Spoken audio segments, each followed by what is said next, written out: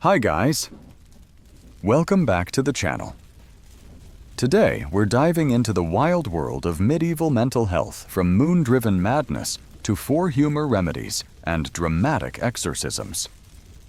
We'll explore how nobles masked anxiety behind silk and ceremony, how village healers offered surprisingly caring talk therapy, and why some ladies were branded hysterical simply for feeling overwhelmed. If that sounds fascinating, make sure to hit subscribe, smash that like button, and ring the bell so you never miss our next history deep dive. And drop a comment telling us what time it is, where you're watching. I love seeing our global timeline. You step through the creaking gates of a medieval market town, the morning air thick with wood smoke and the distant clang of blacksmiths at work. You can almost taste the coppery tang of lanced blood drifting from the barber surgeon's stall. In this world, sickness of body or of mind is explained not by neurons or neurotransmitters, but by four simmering humors sloshing inside you: hot crimson blood, fiery yellow bile, chilly black bile, and sluggish phlegm. Balance them, the healers swear, and you reclaim your sanity. Let them drift out of equilibrium. And madness, melancholy, or manic frenzy will claw its way into your skull. You glance over at a weary girl whose eyes dart like trapped sparrows. A friar presses a cup against her lips, a grim cocktail of vinegar, powdered ginger, and goat gall meant to warm her chilling black bile. Nearby, a cloth-hooded merchant lies stretched across a rough plank while the barber pulls a razor across the man's arm. Blood pools in a tin basin, steam curling in the cold. Each crimson drop, they say, drains the fever in his thoughts, the way you might bleed a stove of excess heat. Someone murmurs a prayer against the evil eye, because no remedy feels complete without a dash of the divine. As you wander deeper, you meet the town's urine diviner, a physician of some repute, his stall lined with glass flasks holding liquid amber, pale straw, cloudy pearl. He lifts one flask toward the weak sunlight, nods gravely, and announces that its owner's brain is oversteamed, explaining the sudden visions of wild wolves at the door. The treatment: a chilled poultice of lettuce and violet, plus 2 nights sleeping on the north side of the church where lunar rays can't stir the blood. You realize that in every prescription, nature herbs, moonlight, even direction works in duet with faith. Still, the four-humor theory is more than superstition. It's a grand narrative that wraps the cosmos into your veins. Hot meets cold. Dry balances moist. And every human emotion slots neatly into the grid. If you feel ecstatic, your sanguine blood bubbles too high and flings you into risky songs and reckless spending. If you sink into torpor, black bile drags you under like river silt. Everything in medieval life, from the color of your clothing to the spices on your dinner plate, is coded advice to keep you steady. Wear red to stoke boldness. Swallow pepper to cut through phlegmatic fog. Medicinal meals and wardrobe therapy. TikTok influencers could only dream of such holistic branding. Yet theory often collides with harsh reality. Picture a winter midnight when you can't stop trembling, your thoughts racing in circles of dread. You seek the physician, but snow blocks the castle road. Instead, you lean on neighborly wisdom, a poultice of mulled wine and thyme, a whispered psalm, and maybe a charm knotted from red thread around your wrist. You trust these small rituals because they weave community into your fight against invisible demons. Healing is never solitary. It's a village chorus, humming reassurance against the howling dark. And the dark can howl. Medieval chronicles bristle with stories of the lunaticus, the moon-cursed soul who tears at clothing or raves at shadows whenever the full orb climbs high. You crouch with townsfolk in a half-ruined watchtower, counting the days by candle stubs until the waning gibbous finally loosens its silver grip. Nights unravel one breath at a time. You share garlic broth believed to anchor your humors, and you mutter Ave Marias while clutching iron nails for protection. When dawn finally squeezes pink into the sky, you feel a hush, an almost sacred relief, ripple through the exhausted crowd. Still, hope flickers in unlikely corners. Wander into a mossy glen where a midwife mixes rue, lavender, and crushed poppy seed. She sits you on a rock, asks you to speak your sorrows while wind shivers through the yew trees. She nods, listens, never interrupts. By the time the sun slides behind the oaks, you notice your heartbeat no longer gallops. It strikes you that her herbs may soothe your body, but her calm presence, her permission to voice pain, does something deeper. Centuries before Freud's couch, a quiet grandmother crouched on damp earth and offered the first echoes of talk therapy. Back in town, the church bells toll, sext. You duck into the nave, where a penitent kneels beneath a high stone arch. Candles sputter, casting gold halos on aged icons. The priest speaks of contrition, instructs the penitent to fast on bread and water for 7 dawns. Sin, he says, weighs on the soul the way phlegm weighs on the lungs. Confession becomes medical intervention, absolution a tonic. You understand now spiritual and physical medicines blur until the line between fever and guilt nearly vanishes. Heal one, you must address the other. Of course, treatments carry risk. Bloodletting in excess leaves patients pallid, more ghost than human. Laxative drafts crush the gut, compounding misery. And if your humors resist correction, whispers of witchcraft follow. A mother who screams at invisible tormentors might end up shackled in the town pillory. Passers-by spitting prayers or curses. In rare mercy, she is shipped to a distant abbey, shut behind oaken doors to spend her days in silent isolation. There, cloistered sisters sing matins while she stares at stone walls, hearing only the echo of her own heartbeat. Amid such fear, you might think no progress exists, but you'd be wrong. Travel south to Salerno's medical school, where manuscripts of Galen mingle with fresh commentaries by Arabic scholars. Students copy diagrams of veins and notes on pulse diagnosis. Some claim melancholia can be eased with music, structured conversation, even focused reading of psalms. The seeds of Renaissance humanism sprout quietly in those lecture halls, whispering that mind and body deserve gentler care.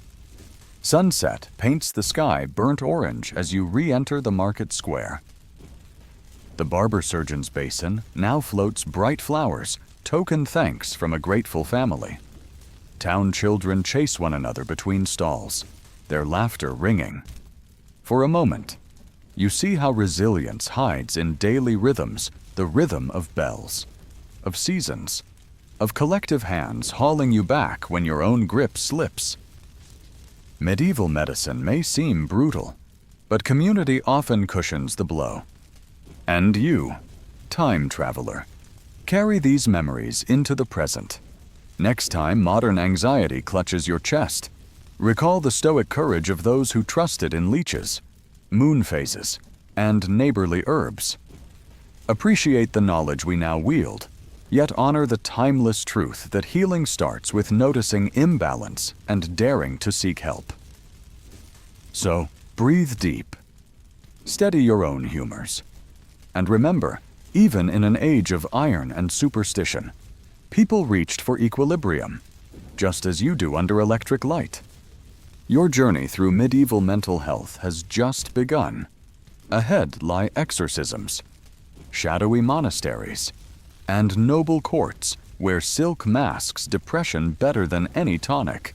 But as you wipe soot from your cloak and step into the night, you already know the central lesson to be human is to wrestle with unseen currents inside and to craft rituals, however strange, that coax us back toward balance.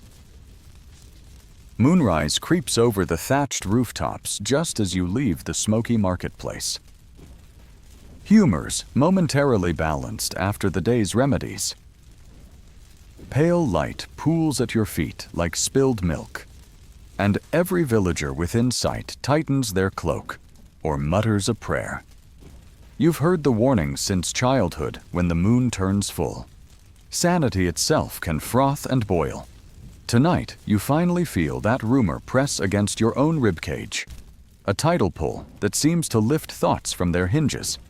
The baker's dog, calm by day, now snarls at nothing.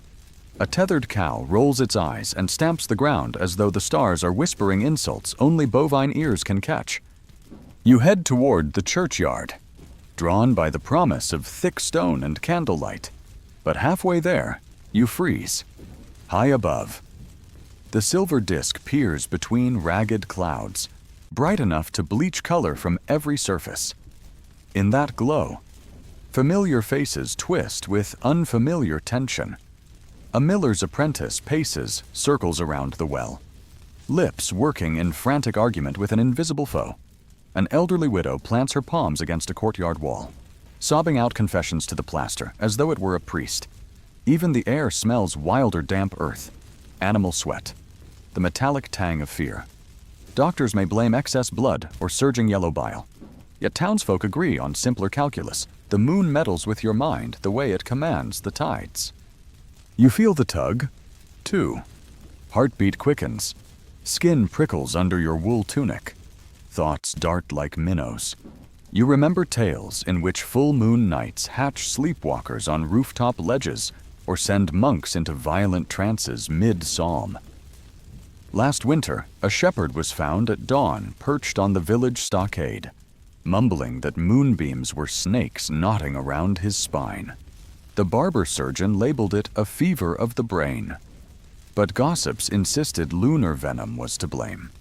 You wonder how many of those stories grew from kernels of truth, how many frayed minds were loosened exactly as yours feels now, with logic slipping like sand through open fingers. A sudden clatter jolts you. The apothecary's door flies open, and he emerges dragging a small crate of polished stones. Lunar stones. He calls them pale, chalky talismans he sells whenever moonlight fattens. Superstition claims a pebble cooled in night dew can shield the skull from silver rays. You buy one almost without thinking, clutching it so tight that its edges bite into your palm. Protection feels worthwhile when sanity seems as fragile as spun glass. Besides, you've watched this ritual bring neighbors comfort. Children wear pouches of lavender. Travelers smear charcoal across their cheeks to break the moon's gaze. Old healers brew teas of mugwort and honey said to anchor wandering spirits. In a world ruled by unseen forces, small acts of control matter. You press onward toward the riverbank, where families gather beneath willow branches to ride out the night together.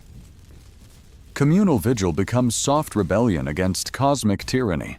If lunacy strikes, at least friends will catch you. Someone has lit a driftwood fire, its crackle nearly drowned by hushed prayers. On a circle of worn blankets, you find room beside a tanner who sprinkles salt in concentric rings around his shoes. He winks when he catches your curiosity, explaining that salt traps wayward humors the same way it preserves meat. You nod, feeling the pebble in your fist and deciding redundancy never hurt anyone. The conversation drifts to animals. A farmer swears her hens lay speckled, blood-red eggs whenever the moon peaks. Another recounts how field mice dance in patterns that trace the lunar halo. Superstition. Probably. Yet tonight's examples feel undeniable. A goat breaks free of its rope and bolts through camp. Eyes shining, a demon's flash.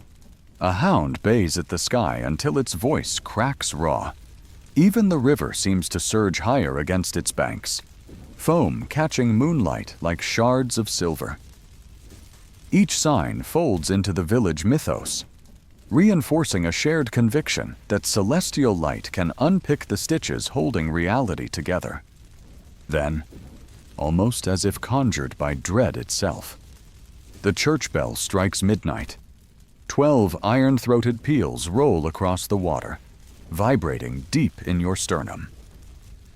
Moments later, Brother Matthias appears, brown habit fluttering, censer in hand. He offers a short homily describing the moon as both God's lantern and Satan's mirror, one moment guiding, the next distorting. You inhale the censer's frankincense, hoping its sweetness will steady you. Matthias instructs everyone to face west and recite Psalm 23, believing the shepherd's psalm can corral any wandering mind. Voices braid together low, quavering, determined. The shared rhythm grounds you in a way the pebble never could. When the final word fades, Matthias sprinkles holy water over the crowd, droplets catching in lunar glow like glittering sparks. A hush settles. For a heartbeat, you feel the Earth's rotation underfoot, the inevitability of all things cosmic. Yet with that hush comes clarity. The moon's power is fearsome, but collective courage may be fiercer. You glance at the tanner, at the salt ring already scuffed away by shifting feet, and both of you laugh soft, relieved. Rituals might be porous shields, but shared superstition forms a thicker armor. Hours creep by. Some villagers doze upright against tree trunks. Others hum lullabies to keep from sleepwalking. You watch the moon inch toward the horizon, its brilliance dimming like a coal losing flame. When the first blush of dawn stains the east, you breathe out a tremor you didn't realize you'd been holding. Roosters crow loud, off-key, blessedly ordinary. You pocket the pebble, now nothing more than a cool reminder of collective vulnerability.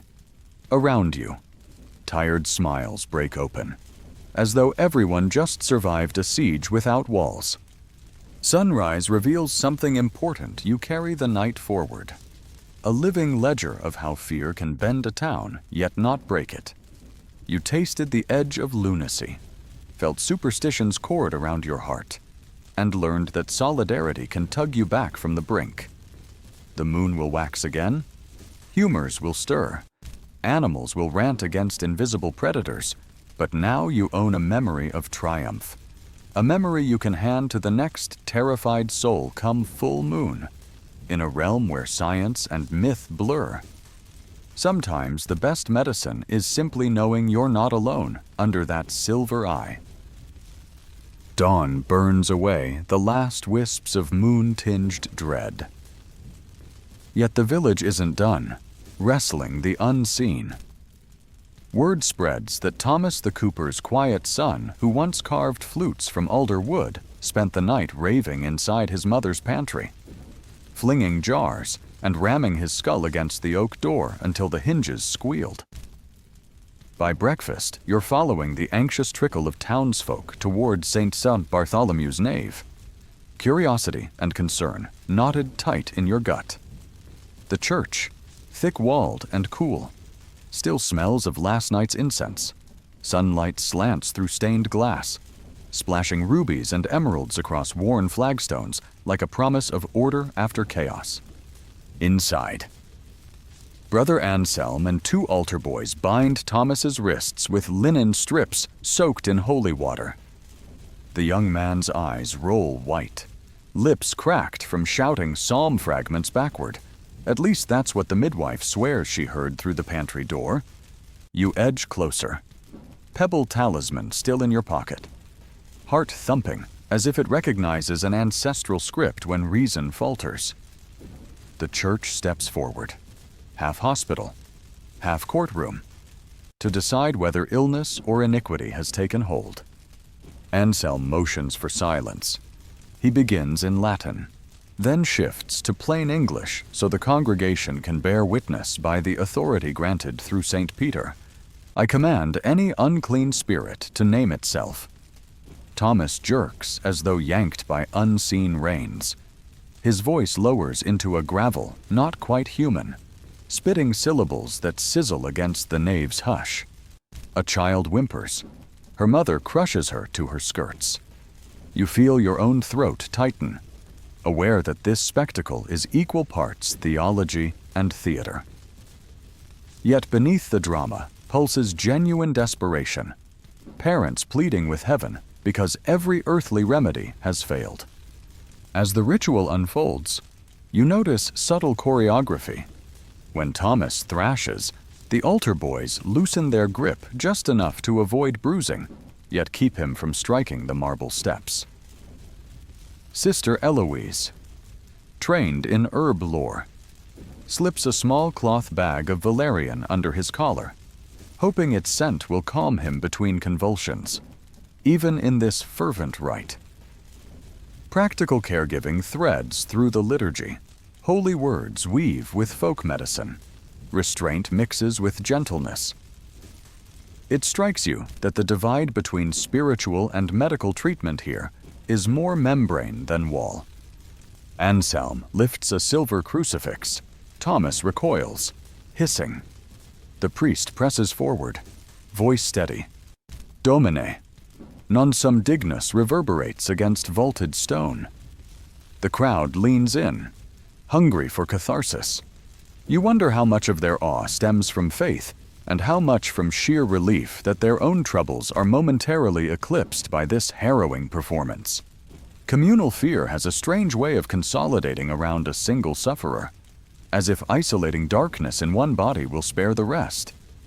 Your gaze shifts to Thomas's mother. Her fingers worry a rosary smooth from decades of use, yet her face holds more fatigue than fervor. You recognize that look like the widow at the wall last night crying for help in dialects the world rarely answers. For her, exorcism isn't spectacle, but last resort. Each prayer is a thread she hopes will stitch her son back into the fabric of everyday life. The rite crescendos. Anselm sprinkles holy water. Droplets arc through sunbeams. Sparkling like shards of stained glass come alive. He invokes Michael the Archangel, calls on martyrs, lists saints reputed to calm madness, Dymphna of Geel, Romanus the wonder worker, Benedict who chased devils into pigs.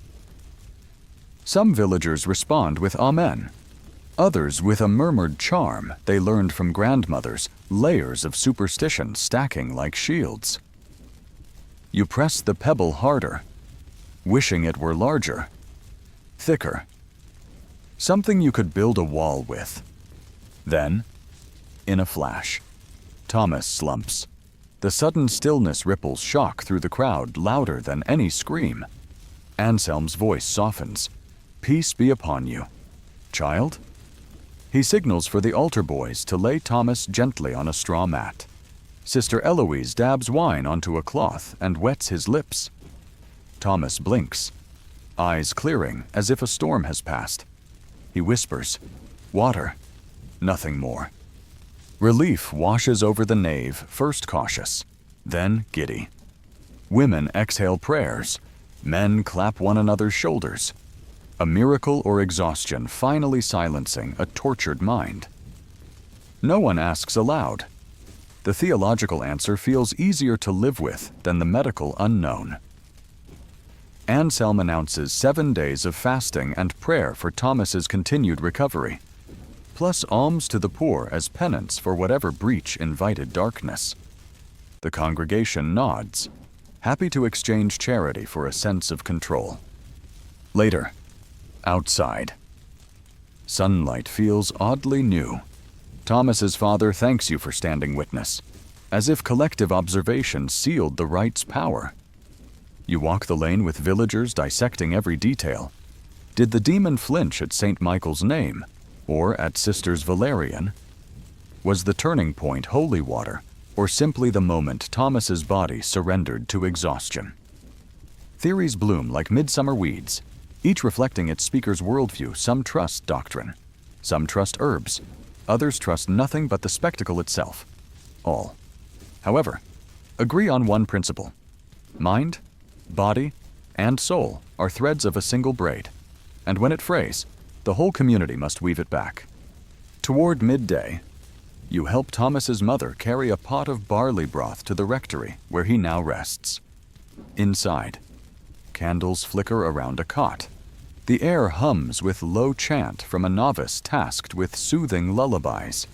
You hand her the broth, surprised by the tenderness of the scene after such violent upheaval. Here, pastoral care looks a lot like nursing warm food. Gentle song, clean linens. The line between clergy and caretaker blurs again, reminding you that salvation often starts with simple acts of comfort. On your way out, Anselm intercepts you. He thanks you, then offers counsel whispered so parishioners outside can't hear whatever you witnessed. Remember, this fear enlarges shadows. Love shrinks them. The words land deeper than any sermon. You realize he's not just protecting Thomas's soul. He's safeguarding the village psyche, steering terror into charity, bewilderment into ritual. So chaos never metastasizes into witch hunts or expulsion. The Church's role as mental health guardian may be flawed, but in a landscape of limited science, it remains one of the few institutions actively trying to mend minds instead of chaining them. Stepping back onto the sunlit road, you taste rosemary on the breeze. Someone drying bundles for winter tonics. It occurs to you that today's exorcism, for all its drama, achieved in hours what last night's lunar vigil sought all night: communal reaffirmation that no one battles internal storms alone, whether the cause is demon, humor, or moon. Healing here is collective enterprise, equal parts spectacle, scripture, and simple human touch. You pause at the market cross, gazing toward distant hills where night will soon rise again. Fear may return with the next full moon or the next mind unmoored, but you carry new tools now, not just a pebble, but the memory of a village singing one man back to himself. When evening prayer bells ring, you'll know their echo is more than ritual. It's a net cast wide enough to catch anyone slipping beneath the waves of their own mind. In that realization, your own humors steady, as if exercising a bit of your private dread. You turn homeward with shoulders lighter, prepared for whatever unseen currents tomorrow might bring. You rise early the next morning, still tasting rosemary on the breeze, only to learn that Thomas's sudden calm has come at a steep price. Brother Anselm has decreed a season of cloistered reflection for the cooper's son, an open-ended exile behind the abbey's walls, where silence is medicine and penitence its bitter chaser. The announcement lands like an iron bell in your chest. Yesterday, the village sang Thomas back to himself. Today, it relinquishes him to stone corridors and shadowed cells, trusting that quiet suffering will finish what holy water began. You volunteer to help lead the small procession, lantern in hand, because part of you needs to see where faith sends the fragile when rhetoric runs thin. The abbey looms on a bluff above mist-webbed fields, its gray bulk etched with ivy and rain scars. Passing through the gate, you feel conversation leach from the air. Even footsteps hush against flagstone polished by centuries of weary souls. A novice guides your group down a colonnade where carved saints stare with blank empathy. At a heavy oaken door, she pauses, whispers that Thomas will join the House of Silence until his thoughts grow orderly. She means the infirmary cloister 3 vaulted cells, each sparsely furnished a cot, a prayer stool, a narrow slit of window angled away from moonlight. Isolation here is theology made architecture remove the senses, choke temptation, and the soul might steady. You watch as Thomas steps inside. The linen bonds are gone, but new rules bind tighter: no meat, no mirrors, no speech save prayer. Brother Reginald, the infirmarian, presses a plat of coarse bread and dill broth into Thomas's hands and murmurs that hunger tames black bile. You flinch at the echo of yesterday's barley comfort now replaced by ascetic cure. When Reginald closes the iron latch, the thunk resonates in your ribs. It feels final. But you realize the real prison is smaller than the cell. It's the conviction that agony purifies. After the escort departs, Reginald invites you to stay for sext. Sensing your unsettled spirit, you follow him into the scriptorium, a room where midday sun pours through high lancets, gilding dust motes and illuminating rows of manuscripts. Here, parchment outnumbers people. Whispered page turns stand in for conversation. Reginald draws your attention to a volume open on his desk. Cassian's Conferences. Latin lines bristling with warnings about acedia, the noonday demon. He explains that long before physicians labeled melancholia, monks named a spiritual torpor that strikes when prayer turns sour and days feel endless. Listless brothers stop copying scripture, stare at walls, question their vows. Some fall into manic wanderings across the cloister garden. Others crawl into straw pallets and refuse food. The remedy was never leeches or purgatives. Instead, abbots prescribed manual labor, memorized psalms, and yes, solitude dense enough to suffocate wandering thoughts. Acedia is sin, malady, and teacher in one cloak. You beat it by beating on your own fleshly complacency. Yet Reginald's voice softens as he admits the doctrine's double edge. Solitude can illuminate fault lines in a soul, but it can also widen them. He gestures to a side shelf holding bundles of darker history scrolls, recording brothers who lost themselves to self-flagellation, who starved past redemption, who mistook their brains' chemical storms for whispers of Satan. You understand, then, that the Abbey walks a knife-point sanctuary on one side, oblivion on the other. Thomas's fate will depend not only on prayer, but on whether Reginald can balance discipline with mercy. That afternoon, you help distribute blessed lavender bundles throughout the cloister to ward off summer pestilence. Passing Thomas's cell, you hear faint chanting Psalm 88, the bleak one that ends without rescue. It slices through you. You picture him tracing the verses on his forearm, naming every shadow that slithers across his mind.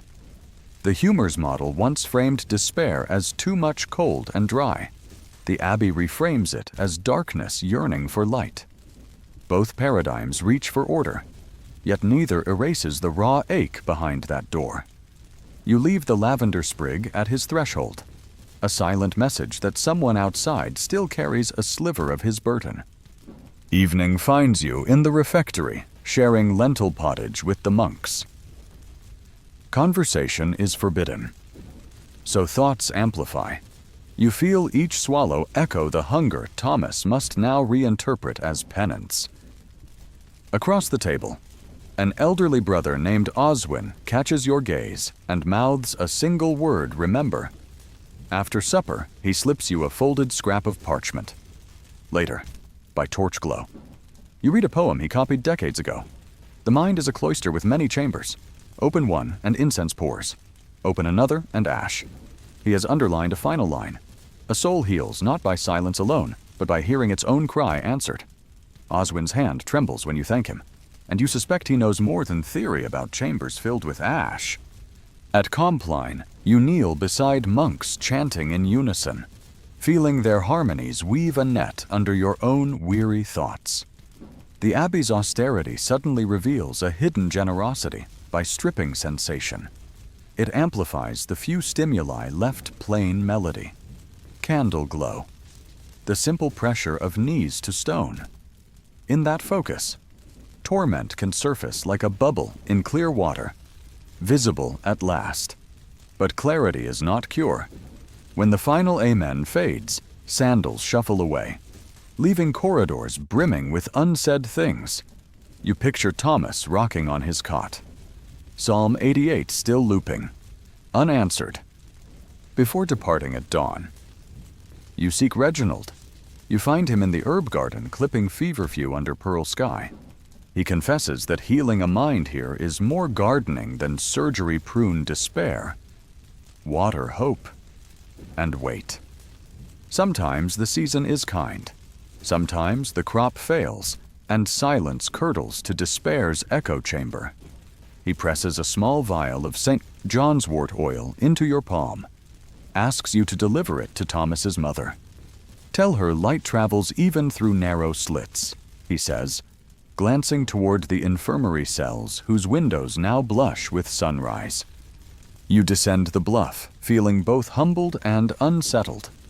The village below stirs awake, smoke curling from hearths like morning prayers. You realize you've witnessed yet another face of medieval mental care confession table replaced by cloister cell. Crowds traded for silence. Demons given new Latin names. In every setting, the prescription mixes punishment with hope. Bleed the body. Bind the spirit. Starve the appetite, always under the belief that discomfort forces equilibrium. You wonder what future scholars will think of today's methods, whether they'll pity the austerity or admire the solemn tenderness threading through it. Back home, you knock on the cooper's door. Thomas's mother answers with red-rimmed eyes but steadier shoulders than yesterday. You hand her the vial, relay Reginald's hope, and read Oswin's poem aloud. When you reach the line about hearing one's cry answered, tears spill, but relief follows like dawn after vigils. She thanks you not with words, but by pressing a fresh flute, one Thomas carved years ago, into your hand. Play it when the moon troubles you, she whispers.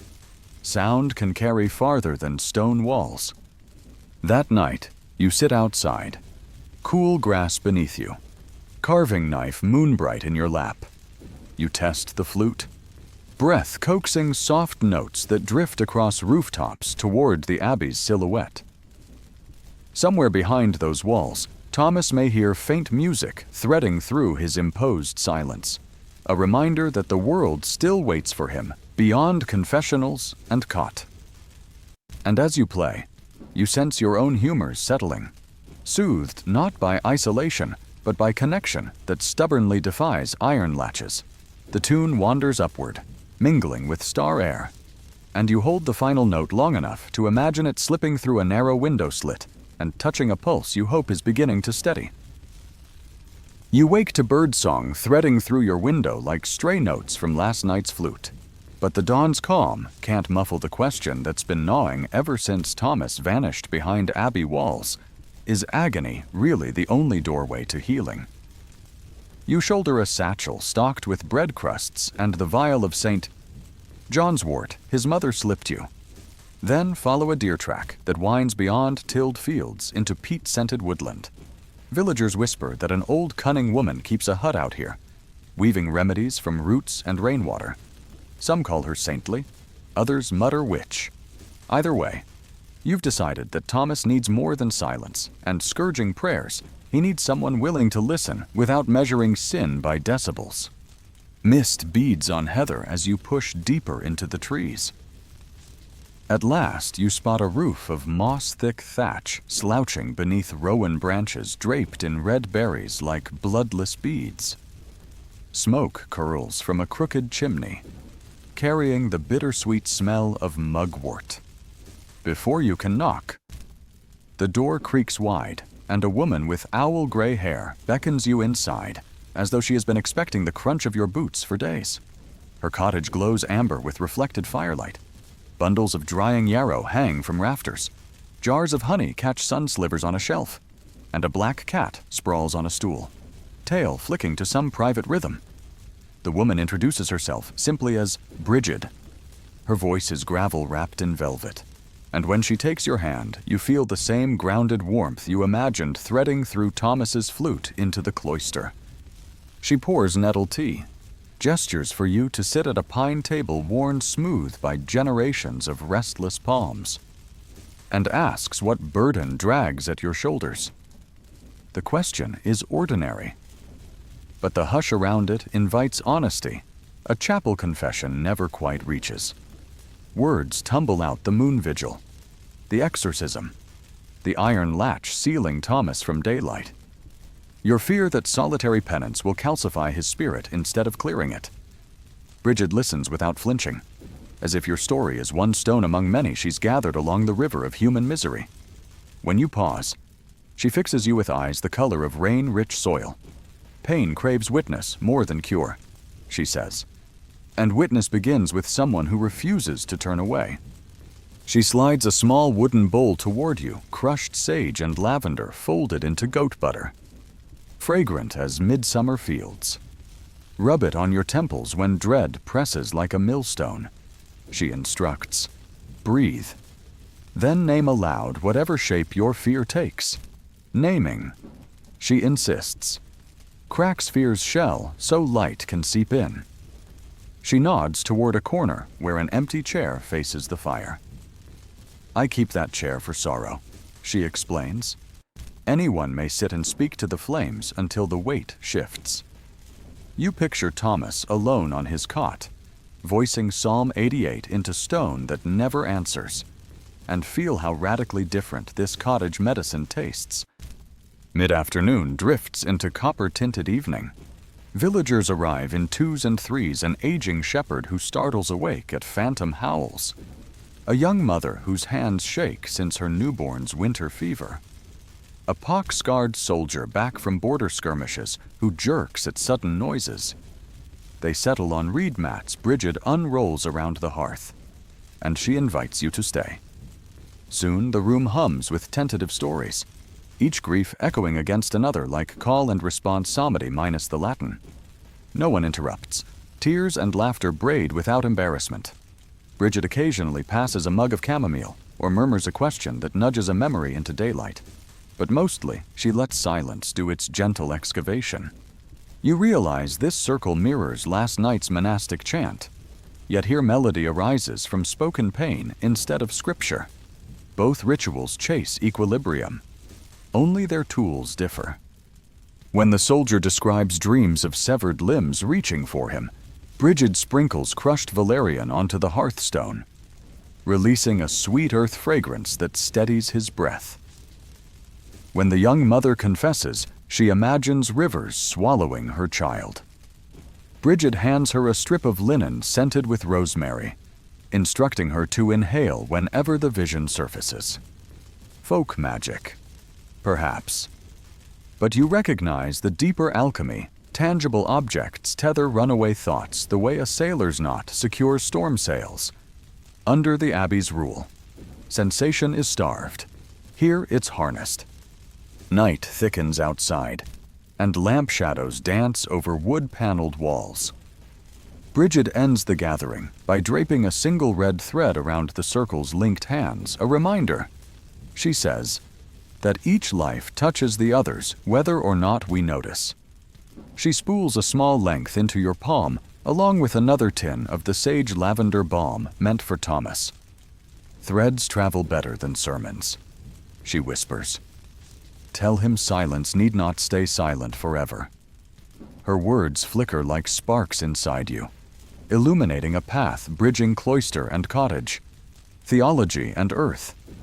You leave under a sky stippled with stars bright as smithy iron. Downhill, the village lanterns twinkle. Farther still, the Abbey's tower stands dark against moonrise. The red thread tickles your wrist each step, as if urging haste. By dawn, you're back on the bluff road. Vial, balm, and thread tucked safe. Reginald greets you at the gate. Weariness etched deeper than yesterday, but tempered with guarded hope.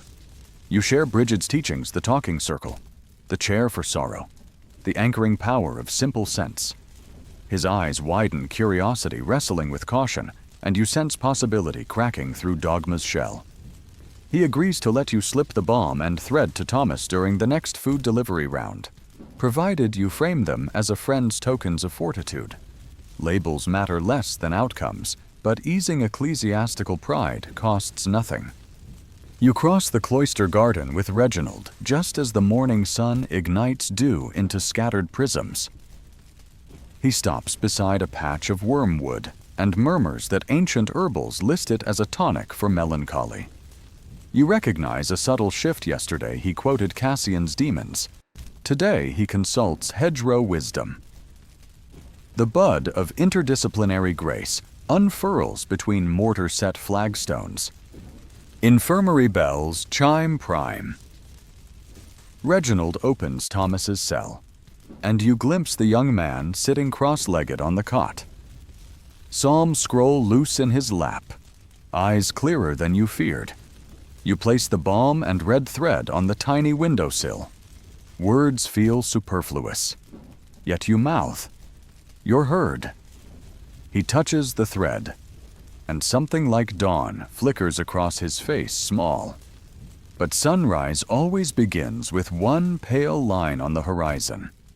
Walking back down the bluff, you realize the medieval landscape of mind care is vast as any kingdom markets of bleeding bowls, moonlit vigils, thunderous exorcisms, echoing cloisters, and now a cottage where grief pulls up a chair by the fire. None hold singular truth, yet each offers a shard of it. Perhaps real healing emerges when shards are allowed to tilt until they form a mosaic big enough to cradle a human soul. You step onto the village road just as children race past chasing a hoop, laughter spilling like wheat from a broken sack. The sound anchors you the way lavender anchored the soldier, reminding you that life's raw clatter can be as curative as sacred hush. You think of Bridget's red thread stretched to the abbey window, of Thomas tying it around his wrist, of community slowly stitching itself together across divides of dogma and dirt.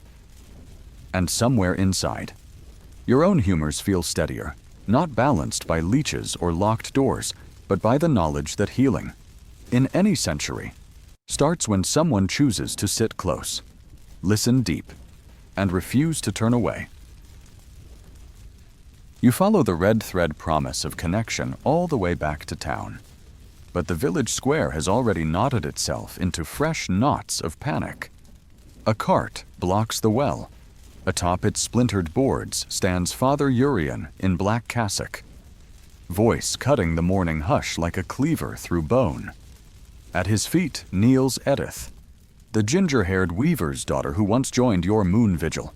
Her hands tremble against her bodice, chest hitching between sobs and ragged laughter. Urian proclaims that wayward flesh has driven her to unseemly fits. Visions, fainting spells, sudden shrieks. Women crowd the edges, whispering womb, wandering womb, as if the organ itself has sprouted hooves and galloped into Edith's throat to choke her sanity. You feel Bridget's balm tin warm in your satchel, a silent plea to apply compassion before doctrine calcifies. Yet Urian's sermon gains momentum. He cites Hippocrates on female moisture, Galen on uterine vapors rising to cloud the brain, Augustine on Eve's legacy of deceit. Each reference slaps Edith's shoulders heavier until she bows. Nearly kissing the cart's dusty planks, a midwife attempts to speak, but Urian waves her off. Only marriage and pregnancy, or a sanctioned pleasure draft, can remoor a floating womb. He insists. The crowd murmurs approval order must be restored. Husbands pacified, bridal beds warmed. You remember Bridget's words? Pain needs witness, not cage and step forward. Your voice cracks, yet carries. Her spirit isn't broken, it's bruised. Let her breathe. Urian glares, eyes flaring like coals starved of air. He retorts that excessive compassion coddles sin. The weaver, Edith's father, stands torn between paternal terror and clerical authority. You offer a compromise. Allow Edith one evening at Bridget's cottage before prescriptions of matrimony or herbal arousal. Urian scoffs that folk remedies embolden hysteria. The weaver, however, latches onto any hope that spares his daughter the abbey's cold wards. Reluctant nods ripple through onlookers. Urian concedes, but extracts a vow if the heathen hearth fails to still Edith's tremors. She will submit to marriage or cloister without protest. By twilight, you lead Edith up the deer track trail. Her steps unsteady, laughter bubbling without reason, then crashing into sobs. Bridget greets her with neither pity nor fear. Just a basin of warm water infused with rose and marigold. She guides Edith to soak her hands, explaining that roses ground heat while marigolds coax restless spirits back into skin. Edith giggles at the petals tickling her wrists, then gasps as tears rise again. Bridget coaxes her story out. The nightmares began after a suitor's rough intentions in a shadowed granary. Since then, any enclosed space triggers visions of walls closing like jaws. The womb hasn't wandered. You realize the memory has. Trauma masquerading as hysteria. Bridget seats Edith in the hearthside chair for sorrow, invites her to breathe through the acrid scent of sage. Each exhale sheds another layer of shame. The cabin's other visitors soldier, shepherd, mother form a quiet semicircle, their presence stitching a safety net beneath Edith's spiraling mind. Bridget hands her a pouch of crushed lavender mixed with wormwood. Keep it near your belly, she instructs. When fear climbs your throat, press it to your nose and remind the womb where home truly is. The prescription is tactile, intimate an anchor rather than a chain. Hours pass. Edith's tremors recede to an occasional shiver. She admits hunger. Bridget serves oat gruel laced with honey and cinnamon, spices said to sweeten blood and settle churning bile. Over the meal, Edith's laughter finally lands on solid ground, soft, embarrassed, undeniably human. When moonrise silvers the window glass, she dozes beside the hearth like a child lulled by lullabies you never hear, but almost feel vibrating in the oak beams. At dawn, you escort her home. The square stirs. Father Urian paces, ready to collect proof of failure. Instead, Edith crosses the threshold of her cottage without a single stutter in her step. She thanks him for prayer's words smooth yet clipped, a polite barrier, and turns to her father, asking for space to weave a new bolt of cloth before supper. The weaver's eyes brim with relief. Urian frowns, mutters that demons often retreat only to strike anew. But public mood has shifted. Merchants remember wives soothed by Bridget's tease. Children recall scratches healed by her comfrey salve. Enthusiasm for punitive cures cools like iron plunged in snow. Still, Edith's victory rattles fragile hierarchies. Within days, a royal courier thunders into town bearing scrolls trimmed with blue and gold. The baroness of these lands summons Bridget to court.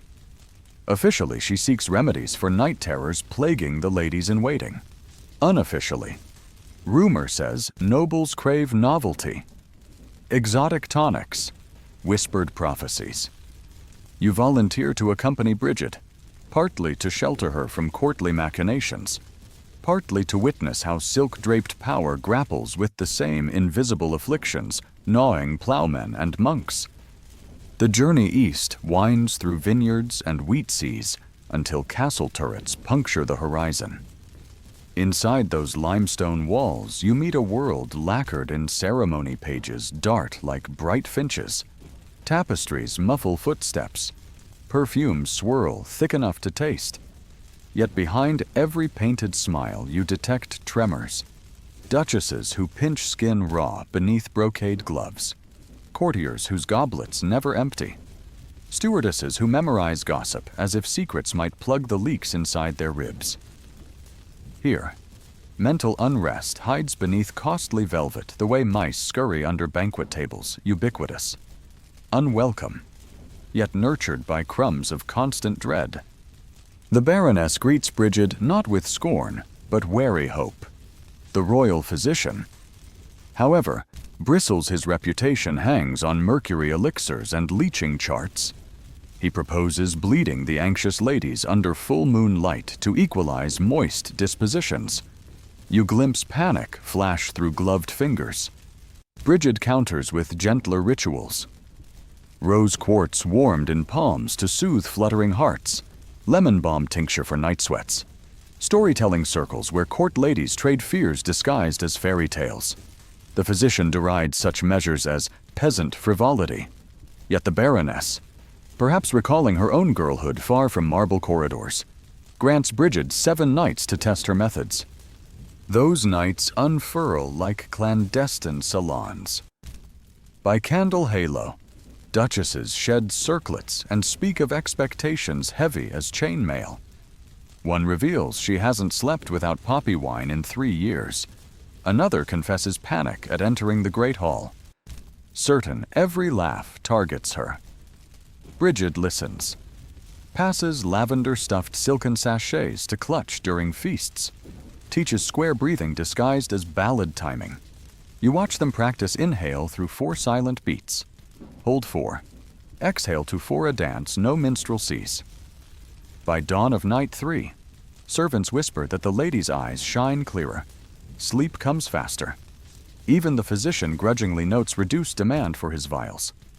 Yet politics stalks progress. A rival court faction spreads whispers. Bridget's herbs reek of sorcery. Your presence as her escort. A sign of rural rebellion against ecclesiastic order.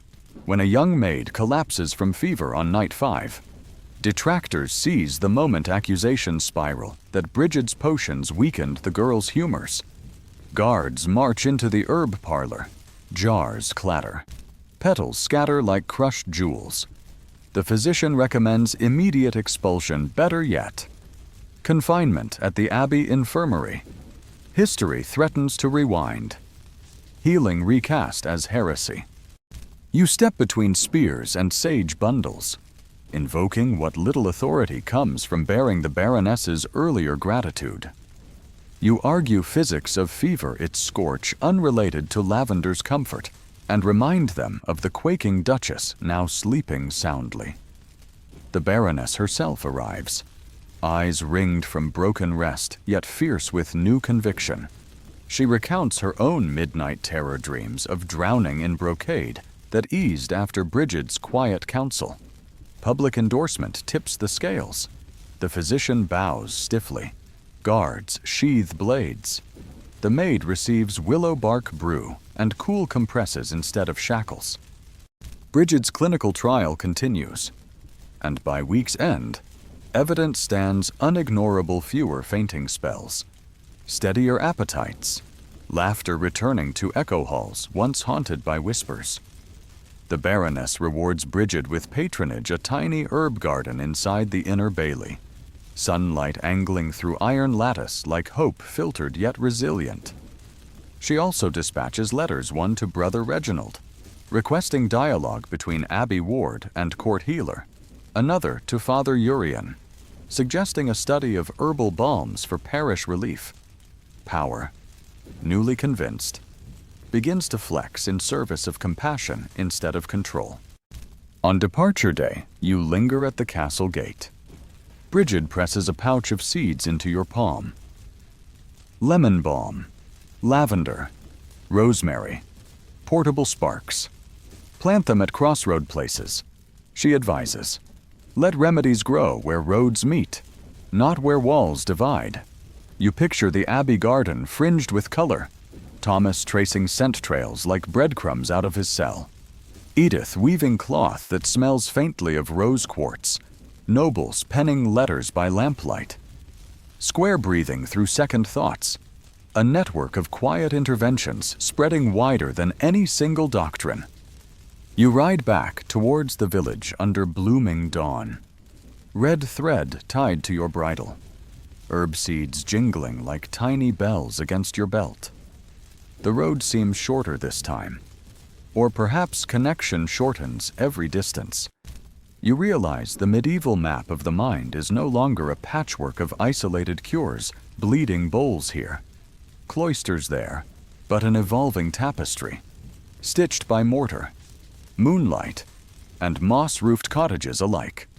And as hooves drum earth in steady cadence, your own humors balance not by force or fear, but by the symphony of many voices finally allowed to sing their part. You crest the last hill before the village at sunset. Hooves stirring dust that glows blood orange in slanting light. Yet your mind keeps looping back to the Baroness's candle-lit court. Silk and silver masked tremors there. But the ride home reminds you that noble dread is as real as peasant hunger, only better perfumed. A week later, her courier returns, summoning you to consult on an outbreak of nerves sweeping the castle household. You follow the river east again, seeds clinking in your saddlebag, red thread braided round your wrist like a discreet heraldry of hope. The drawbridge lowers with ceremonial creaks, and you step once more into corridors, humming with whispered alliances. The air thick with rosewater and latent panic. The ladies-in-waiting greet you with delicate curtsies, yet their smiles flutter like moths against a lamp. Behind embroidered fans, they confide palpitations, sudden sweats, gnawing dread of misreading a gesture at table or tripping over Latin in a benediction. One confesses she rehearses her own laughter in polished shields to ensure it lands at the proper pitch of mirth without arrogance. You recognize the toll of relentless performance here. Every eyebrow arch is currency. Every sigh, potential scandal. The court physician still offers leeches and lavender fumes, but gossip names you the envoy of gentler salves. So the ladies slip you covert notes folded into ribbons or pie crusts, begging for powders to stiffen their courage like lacquer. The Baroness schedules private sessions in a disused winter garden. Glass panes now veiled in ivy and dust, a hidden aviary for fragile minds. Each afternoon, you coax the noblewomen into simple rituals you learned from Brigid Square, breathing disguised as minuet timing. Lemon balm lozenges passed off as throat smoothers for choir practice. Pockets stitched with rosemary sprigs to deter moths, but really to anchor spiraling thoughts. Conversation flows in half-sentences. Candor lurks beneath etiquette silk, but emerges when you ask them to describe the color of their anxiety. One lady envisions tarnished gold filigree constricting her ribs. Another sees a white fox darting through banquet benches. Always one step from being cornered. Naming unlocks release better than any bloodletting. You watch shoulders drop. Corsets loosened a deliberate notch. But the castle's public stage never dims. Banquets parade nightly jeweled goblets. Lute trills. Laughter pitched to echo beneath vaulted ceilings. You sit at the margins, studying the choreography. Courtiers trade compliments like fencing thrusts. Careful not to nick pride, yet eager to draw acknowledgement. A single misplaced glance could brand someone seditious. A spontaneous yawn might signal boredom with the Baroness herself. You realize the nobles suffer an illness of perpetual spotlight. They must glow, but never overshine. Must speak, but never reveal. Must spend, but never empty coffers. It's a tightrope stitched from gold thread, beautiful, blinding, and poised above ruinous drop. Rumor surfaces that the treasurer has mortgaged summer grain yields to fund a tournament, hoping spectacles will distract from plague-thinned trade routes. You glimpse fear in his parchment-pale eyes as he pens ornate invitations, each flourish masking another tally of debt. An anxious page slips you a letter meant for the Baroness, a calculation of interest owed to Venetian bankers. The ink itself looks nervous, pooled too heavily where the quill hesitated. You feel the paper's tremor between your fingers and understand Bullet 9's plight, opulence masking insolvency, anxiety stitched beneath brocade. Letters become the castle's heartbeat. Love notes, spy reports, pleas for credit, all ferried by footmen who pretend to see nothing. One midnight, a lady thrusts a perfumed missive into your palm, begging you to burn it lest a rival intercept and twist its courtly flirtations into charges of treason. You oblige, watching crimson wax melt into ember. Recognizing that parchment here is as lethal as poison if it lands in the wrong hand. Secrets, not swords, draw most blood inside stone walls. You think back to Thomas's red thread, different world. Same fragile ties holding minds together. When autumn storms rattle stained glass windows, tension finally snaps. A minor noble, drunk on borrowed coin and thwarted ambition, accuses his cousin of sorcery after losing heavily at dice. He cites headaches and restless dreams transmitted through a malicious stare across the gaming table. In the great hall, torches flicker as allegations compound hidden powders in wine. Midnight curses muttered behind arras tapestries. You recognize the age-old pattern, fear-seeking scapegoat. The physician seizes the moment, urging the Baroness to outlaw Brigid's herb sachets and your breathing rituals, branding them gateways to occult disorder. It feels like Edith's trial all over again, only draped in ermine. Yet the Baroness has tasted relief firsthand. Her nightmare drownings have ceased since she tucked lemon balm under her pillow. She calls for open hearing rather than swift condemnation. In that assembly, you invoke the language of both monastery and marketplace. Humors kept in balance by gentle tonics, spirits soothed by structured song, wallets spared ruin when minds stay calm enough to weigh risk before wagering. You remind them that fear burns estates faster than any witchfire, and that compassion costs less than interest on Venetian loans. Something in your plea cracks the hall's veneer. Perhaps nobles recognize their own reflections in the accused cousin's panicked eyes. Perhaps they remember quiet breaths taken in the winter garden oasis. Swords lower. Votes for banishment dwindle. Instead, the Baroness institutes an hour of honest air each afternoon. Ladies and lords alike must walk the orchard paths without regalia, allowed to speak freely under secrecy oath. The physician fumes, but cannot argue when headaches lessen. Dice debts shrink, and letter traffic calms from frantic flurry to manageable trickle. On your final night, the Baroness hosts a modest supper.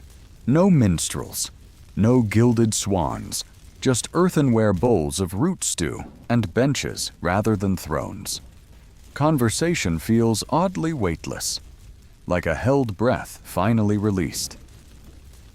She thanks you, but you deflect credit to Brigid and to the humble herbs now thriving in the Bailey garden.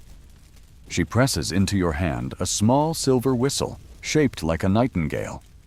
When clamor rises, call for fresh air, she says, half jest, half decree. You tie it beside the red thread, your private coat of arms against looming darkness. Riding home through leaf-littered lanes, you notice how the season's palette mirrors your journey gold, fading to russet. Brightness tempered yet richer for it. In the saddlebag, unsent letters rustle courtiers' fears scrawled under wax seals, now entrusted to your discretion. You decide they will become mulch for the herbal crossroads garden you plan between village and abbey, secrets decomposed into soil that feeds lavender and lemon balm for whoever needs solace next. You picture Thomas strolling there, Edith weaving bencheside, noblewomen visiting incognito, their cloaks brushing peasant wool without scandal, a commons of mind care seeded by thread, whistle, and stubborn refusal to let any one doctrine claim monopoly on healing. As the village lanterns appear like ground-bound constellations, you exhale into crisp night air and feel your humors settle in rare symmetry. You understand the lesson winding through humors. Moons, exorcisms, cloisters, cottages, and courts. Sanity survives where listening outshouts judgment and where remedies are shared, not hoarded under silk or stone.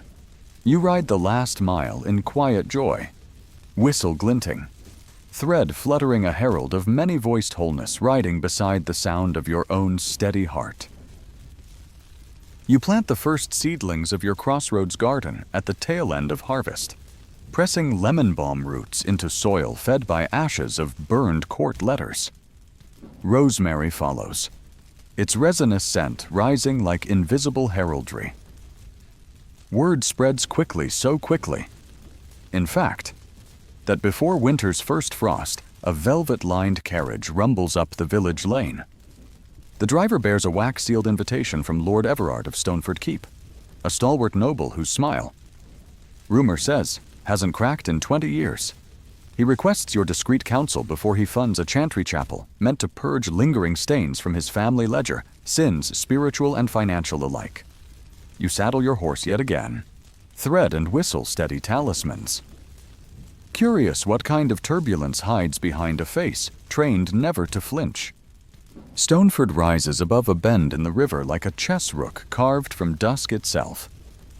Inside, halls gleam with imported marble, but torches burn low to conserve coin. Every echo feels rehearsed. A steward ushers you into a gilt library where Lord Everard waits beneath ancestral portraits, stern men painted to look wealthier than they died. He greets you politely, though his knuckles whiten around a ledger the size of a tombstone. He confesses he hasn't slept since accountants tallied a mountain of debts disguised for decades under layers of ceremonial spending. He fears that if creditors descend, his lineage will tumble into ridicule, and ridicule, he insists, is a fate worse than penury. You note the tremble in his teacup, the way his eyes flick toward portraits as though seeking permission to breathe. You begin as Brigid taught. Let him name the shape and color of his dread.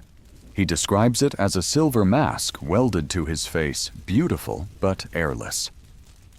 Each banquet grin has cost another acre of wheat, each tournament purse another loan at ruinous interest. Now creditors circle like crows. You suggest practical steps, transparent ledgers, trimmed feasting, honest letters to lords owed. Yet he clings to ceremony. He wants a chapel, a marble-walled apology to heaven and posterity, believing bricks might redeem what balance sheets cannot. That night, insomnia turns halls. Restless servants pace. Tapestries flutter in drafts. The house groans beneath debts spoken only in whispers. You wander past the solar where Lady Everard tends a candle-lit altar crowded with relic shards and unpaid bills folded like penitent prayers. She confides she once dreamed of retiring to a seaside abbey, escaping the choreography of court. But the family's facade anchored her here. She fingers a rosary until dawn stains windows saffron. Morning councils bring a procession of advisors' chaplains arguing indulgence rates, architects salivating over chancels, bankers measuring interest with predatory smiles. You notice Lord Everard's shoulders draw higher with each gilded promise, as though luxury itself were tightening a tourniquet around his sternum. Between audiences, you teach him square breathing, though he insists on calling it steeple counting to preserve dignity. Small victories matter. By day 3, his tea no longer rattles. You ask permission to walk the estate. In the orchard, you find laborers sewing old clothes into sacks for winter grain, evidence of corners already cut. At the river dock, bargemen mutter that next month's wages might arrive in promissory notes instead of coins. Anxiety trickles downward. Everyone holds their breath, waiting for the great house to exhale ruin. You return to Everard with a simple observation: a chapel may polish legacy, but paying workers on time keeps that legacy alive long enough to shine. The words land heavy. For the first time, he flinches, mask cracking at the edges. He invites you into his study after supper. Moonlight slants across maps, ledgers, and half-drafted letters.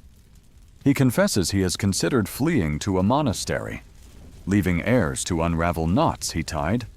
You remind him of nobles who vanished into cloisters only to discover guilt stowed away in their saddlebags. The mind, you say, doesn't respect locked doors or sacred vows. It respects courage in daylight. He laughs, brittle but genuine, and admits courage feels like a foreign tongue he never mastered. Together you craft a different blueprint. Instead of one grand chapel, you propose a modest shrine, plus a public infirmary stocked with herb beds and quiet rooms for troubled minds, a sanctuary where peasants and squires can breathe the same rosemary air that steadies duchesses. Bricks will still rise, but their purpose shifts from vanity to remedy. You show him seed packets. Crumble dried lemon balm between your fingers so its scent fills the study. Something in his gaze softens. Perhaps he remembers childhood afternoons before etiquette shackled his laughter. He drafts letters that night, one to the Baroness praising her hour of honest air, another to Brother Reginald requesting monks skilled in masonry and caregiving, a third to Bridget inviting her to oversee the infirmary garden. Each missive bears his unembellished seal. No flourishes. No inflated promises. When he signs the last, his signature almost matches the steady line of his heartbeat. Days lengthen into weeks as foundations take shape. You supervise herb plots, lavender rows, chamomile circles, rose bushes flanking entrances like benevolent guards. Workers who once feared unpaid wages now trade jokes beside mortar piles. Their laughter becomes the project's unofficial anthem. Lady Everard visits at dusk, sleeves rolled to help plant valerian. Dirt under her nails seems to lighten her brow more than any jeweled coronet could. In quiet moments, she confides plans to host storytelling nights in the infirmary's hall. Noble and servant-sharing benches. Fear named aloud, then dissolved in collective breath.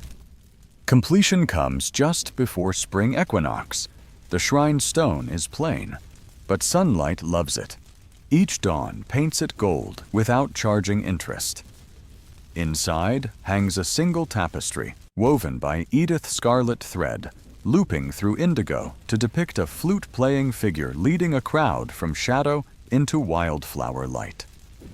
Thomas, now apprenticed as gardener, tends the beds with calm rhythm. His red thread bracelet has faded to pale coral, but still circles his wrist. When he pauses to wipe sweat, you note his eyes no longer chase invisible specters. Silence served him, but connection completed the cure. Opening day draws villagers, merchants, even skeptical Father Urian. The Baroness rides in under discreet escort, physician in tow, both inhaling rosemary sweet air like contraband freedom. Lord Everard steps onto a simple wooden dais, no silver mask. Just a man with ledgers finally aligned. He speaks briefly, thanks workers, blesses bricks, admits debts public and private. A collective exhale ripples through the crowd, as if honesty itself releases a draft of fresher oxygen. That night, the infirmary's pallet beds hold their first guests, a shepherd haunted by wolf howls, a stable boy who startles at thunder, a laundress bone-tired from carrying gossip heavier than laundry, volunteers monks, midwives, noble ladies off-duty circulate with teas and stories. You sit by the hearth beside Lord Everard, now wearing linen instead of velvet, and watch fear melt like frost. He admits sleep may come easier now. You remind him healing is a garden, not a monument constant pruning. Daily light. He laughs again, this time unbrittle. Before dawn, you blow the silver nightingale whistle. Its clear note glides across herb beds, brushing chapel eaves, slipping through open casements into sleeping chambers beyond class and creed. Somewhere a child bolts upright, hears the bird call, and settles back down. You pocket the whistle, pulse sinking to its echo, humors balanced in rare equilibrium. Riding home along the river, you glimpse the shrine's roof catching first light like a humble crown, inexpensive, enduring, freely shared. Seeds in your saddlebag rattle approval. You understand the journey's newest truth. The performance of nobility can strangle the noble as surely as darkness strangles the poor. but transparency like rosemary thrives in any soil granted honest sun. With every hoofbeat you carry that scent forward, ready for the next crossroad in need of roots. You return to your village just as an early snow dusts the herb beds, frosting rosemary tips like sugared lace and muffling the road that carried you to and from Stoneford. You think the quiet might last a season, but winter rarely respects a gardener's timetable. Traders drift in from the north, clutching grim news of a fever sweeping river towns, bodies hot as forge iron, minds slipping into delirious prophecy. By nightfall, mothers are counting heartbeats, fathers weighing which livestock can be sold for medicine that may never arrive. Panic crackles through timber walls faster than any chill wind, and you feel the crossroads garden hum beneath the snow, roots bracing for service. The first villagers to stumble through your gate are a pair of miller's apprentices, cheeks flushed crimson, eyes wide with frantic certainty that angels dance in the smoke above the hearth.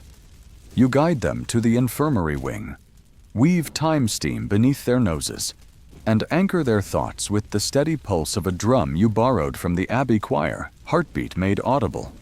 When their pupils finally still, you realize dread itself is the true contagion, hopping from mind to mind like a spark across dry wheat. If fear is fire, the community must become water. Word of herbal refuge travels faster than fever. Within days, the shrine grounds resemble a winter fair snow-dusted tents. Monks ladling elderberry broth, noble ladies in cloaks distributing mullein sachets to soothe coughing fits. Brother Reginald arrives with novice builders and transforms the cider press into a warm dormitory. Adith stitches red thread talismans by lamplight, tying each to a sprig of cedar for clarity. Thomas plants evergreen juniper along the infirmary path, a living reminder that life endures dark seasons. The Baroness sends wagons of dried citrus and a letter praising the ministry of common sense. Even Father Urian, cheeks pink with repentance, volunteers to recite psalms in the convalescent ward. Though he pauses between verses to sip lemon honey tonic, you swear he once called sorcery. One dusk, a troop of flagellant pilgrims clatters into the square, backs striped raw beneath snow-soaked shirts. Their leader, eyes bright with zeal, declares the fever gods lash against decadent hearts. He urges townsfolk to join his march south, to purge sin by scourge and tear. You watch the villagers' faces tilt toward him like iron filings to a magnet. Suffering offers an illusion of control as seductive as any potion. You step forward, whistle glinting at your breast, and ask the pilgrim if pain has ever warmed a child's frozen fingers, if blood on snow has ever sweetened bitter water. His gaze falters, a candle flickering in sudden draft. You invite the troop to rest, share broth, and in the fragrance of rosemary and bread, their ardor softens into weary silence. By morning, half of them volunteer to chop wood for the infirmary fires. Yet trial keeps changing masks. A traveling seller sets up at the edge of the shrine, hawking vials of celestial mercury promise to drive fever spirits from the brain. You test a drop on copper. It beads, bright and deadly. You confront him quietly. Your garden welcomes merchants of relief. Not poison. He laughs, counting coins. But that night a simple notice appears on every cottage door, an ink sketch of a lemon balm leaf beside the words, "Trust roots, not rumors." By dawn, the charlatan's cart rolls away, leaving only tracks and a scattering of useless glass. Inside the infirmary, healing takes shapes no ledger could balance. A blacksmith learns square breathing by timing bellows strokes. A midwife plagued by grief after stillbirth finds voice in the story circle, her tears absorbed by benches already seasoned with sorrow. Lady Everard arrives unexpectedly, cloak lined with squirrel's fur against the cold, to read aloud fables where protagonists survive storms through cooperation rather than heroics. Each tale closes like a stitch in the quilt of shared resilience spreading across stone floors. Snow deepens, pressing silence against window panes. And fevers crest, then ebb like tides obeying some unseen lunar clerk. As patients regain appetite, you reopen the herb paths: lavender for lingering nightmares, peppermint for dull lungs, a new experiment of pine needle tea for those whose spirits sag beneath gray skies. You measure success not in miracles, but in the sound of laughter weaving through the courtyard. Tentative at first, then ribbon strong. When dusk settles, children twine red thread through juniper branches, declaring each loop a wish, one to keep parents healthy, another that snow melts by spring revels, a third that the village never forget this year's lesson that care travels in many disguises. One night, while refilling lanterns, you feel your own pulse hitch. Weariness slips talons into the space between ribs so many stories carried, so many eyes searching yours for steadiness. You slip outside, where moonlight paints blue diamonds on snow. Bridget's words echo pain craves witness, and the witness sometimes needs a witness too. You lift the silver nightingale whistle and send one clear note skyward. It drifts over rooftops, through cedar and stone, until another whistle answers from the Abbey Tower, Brother Reginald keeping vigil. A third call rises from the shrine porch, Edith's makeshift reed flute. The hillside blooms with sound, a flock of invisible birds, reminding everyone that none watch the dark alone. By late winter, the fever loosens its grip.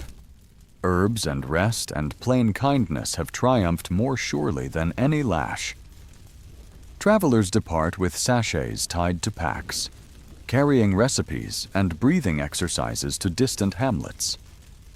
Lord Everard arrives on horseback, cheeks bright from honest labor rather than blush wine, to deliver timber for a proper apothecary annex.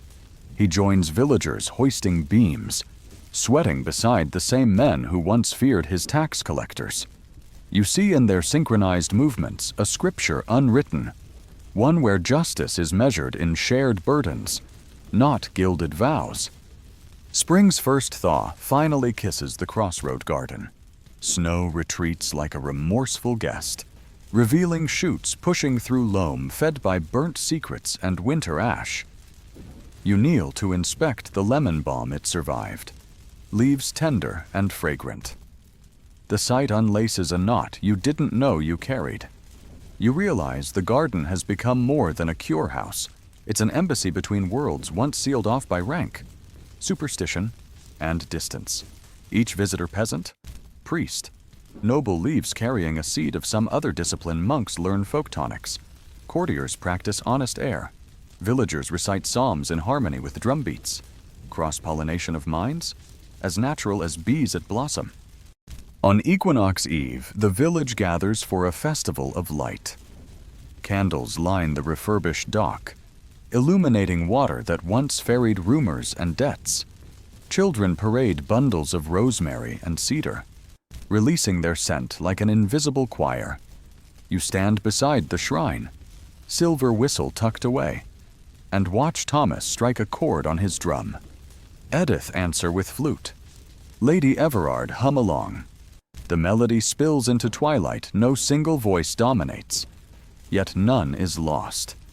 You feel humors settle in balanced cadence, neither manic nor melancholic, just alive to the fragile marvel of collective breath. As flames rise from the celebratory bonfire, sparks whirl up to kiss stars, and you understand that healing, like fire, leaps where fuel awaits. You pocket a fresh pouch of seeds valerian this time, because somewhere beyond the forest, another village surely braces against its own invisible fever. But tonight you rest, warmed by proof that roots, once tended, can outlast the harshest season. And that minds, once witnessed, can grow green again, even after the longest night.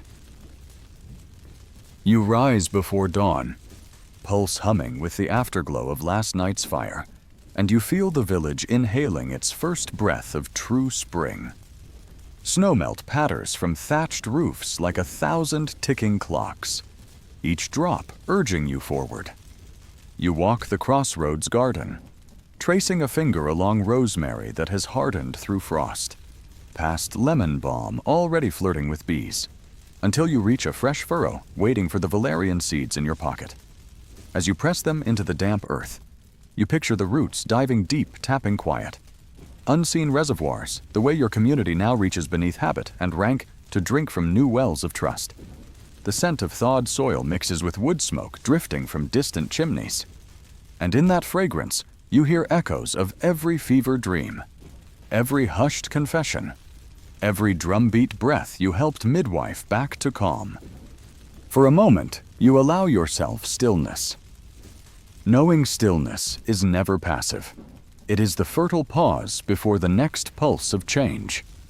Your calm doesn't last long.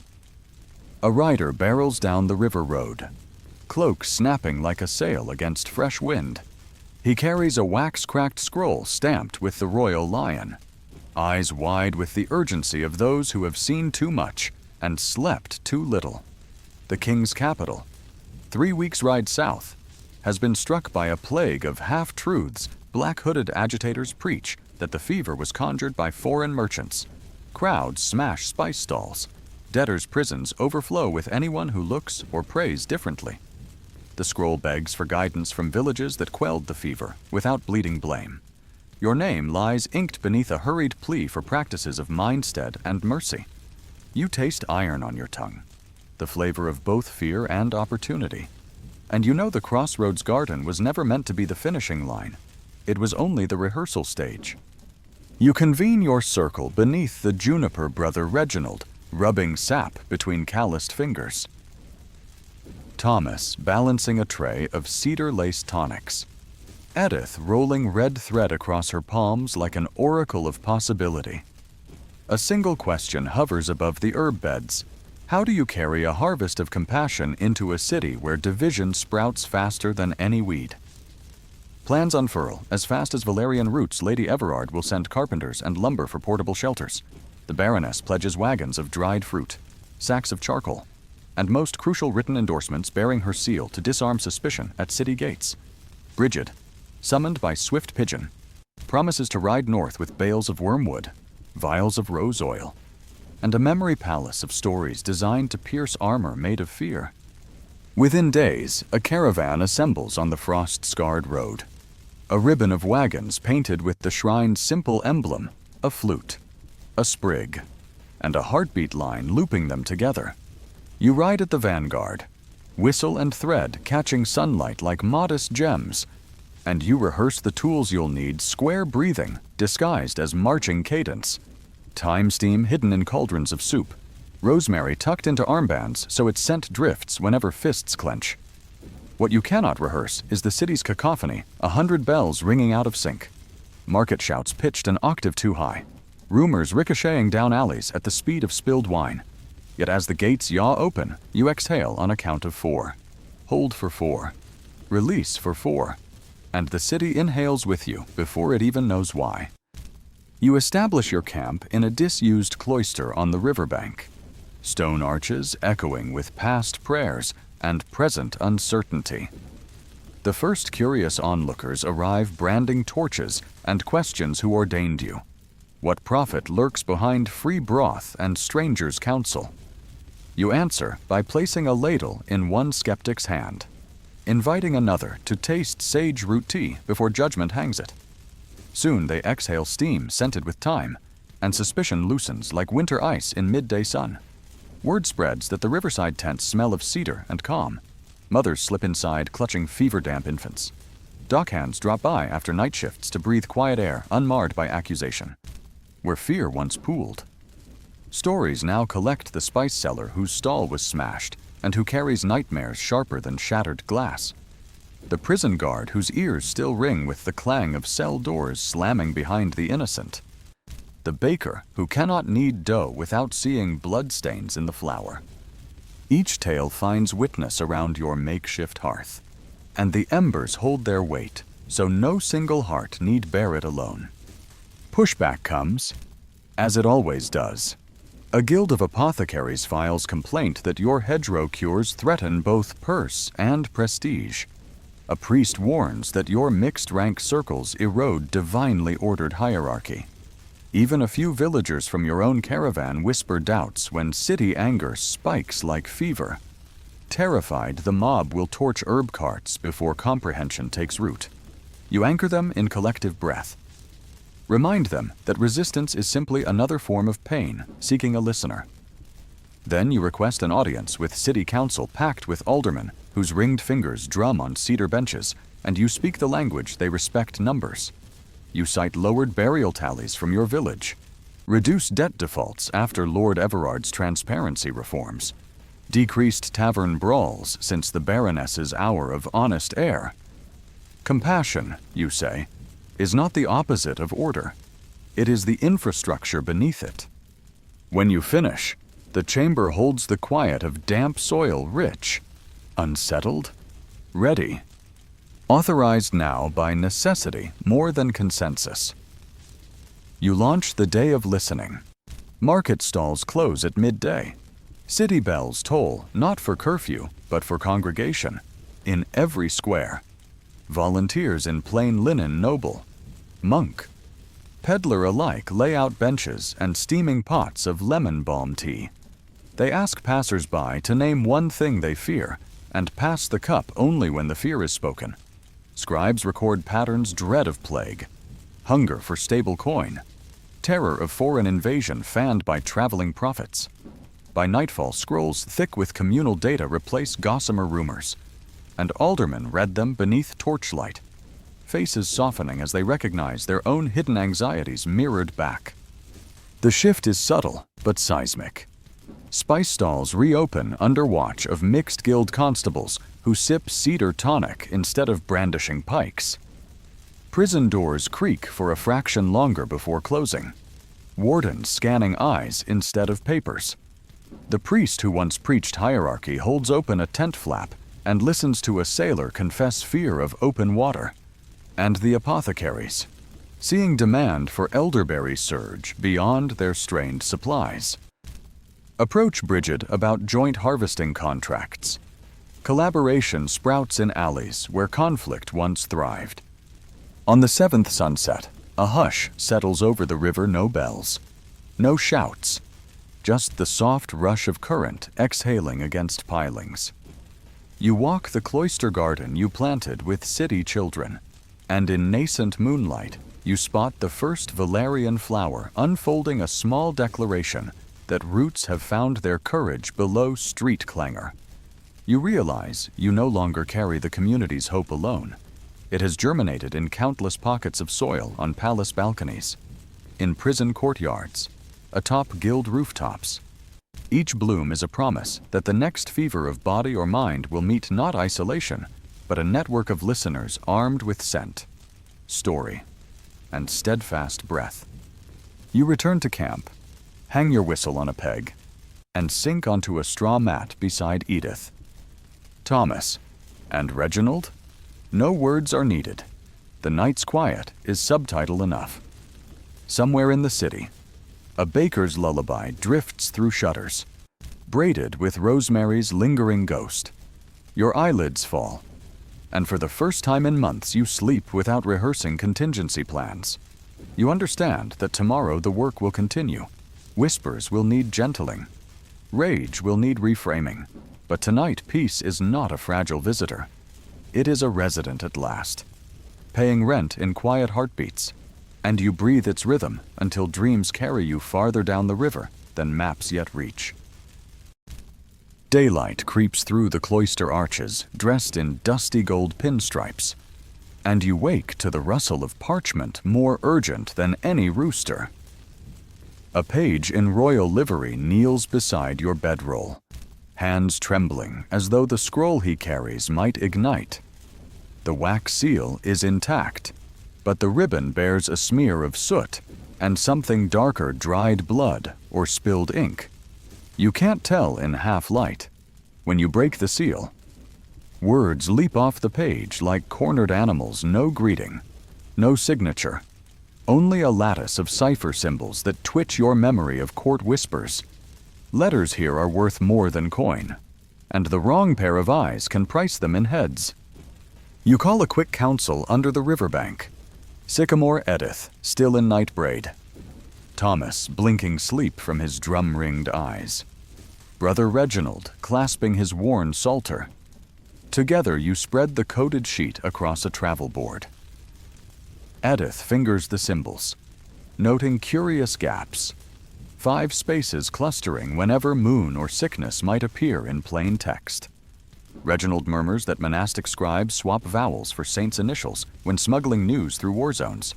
You test that theory, replacing the gaps with letters of DYMPHNA, the patron whose name you've invoked for minds in peril. Lines realign. Meaning surfaces a plea from a royal archivist whose clandestine cures for panic have been labeled treason. He begs safe conduit west and warns that a stash of incriminating love letters, some penned by counselors who backed your day of listening, will be paraded in public as proof that empathy dilutes loyalty. You feel fear flick its tail inside your chest, but cage it with measured breath. Inhale 4. Hold 4. Release 4. The plan takes shape between counts. Thomas can guide the archivist along service tunnels once used by lime haulers. Edith will weave a second cipher, masking maps beneath floral border patterns. Only those who know where to pinch the pedal will find the path. Reginald volunteers to distract gate guards by staging a twilight hymn vigil.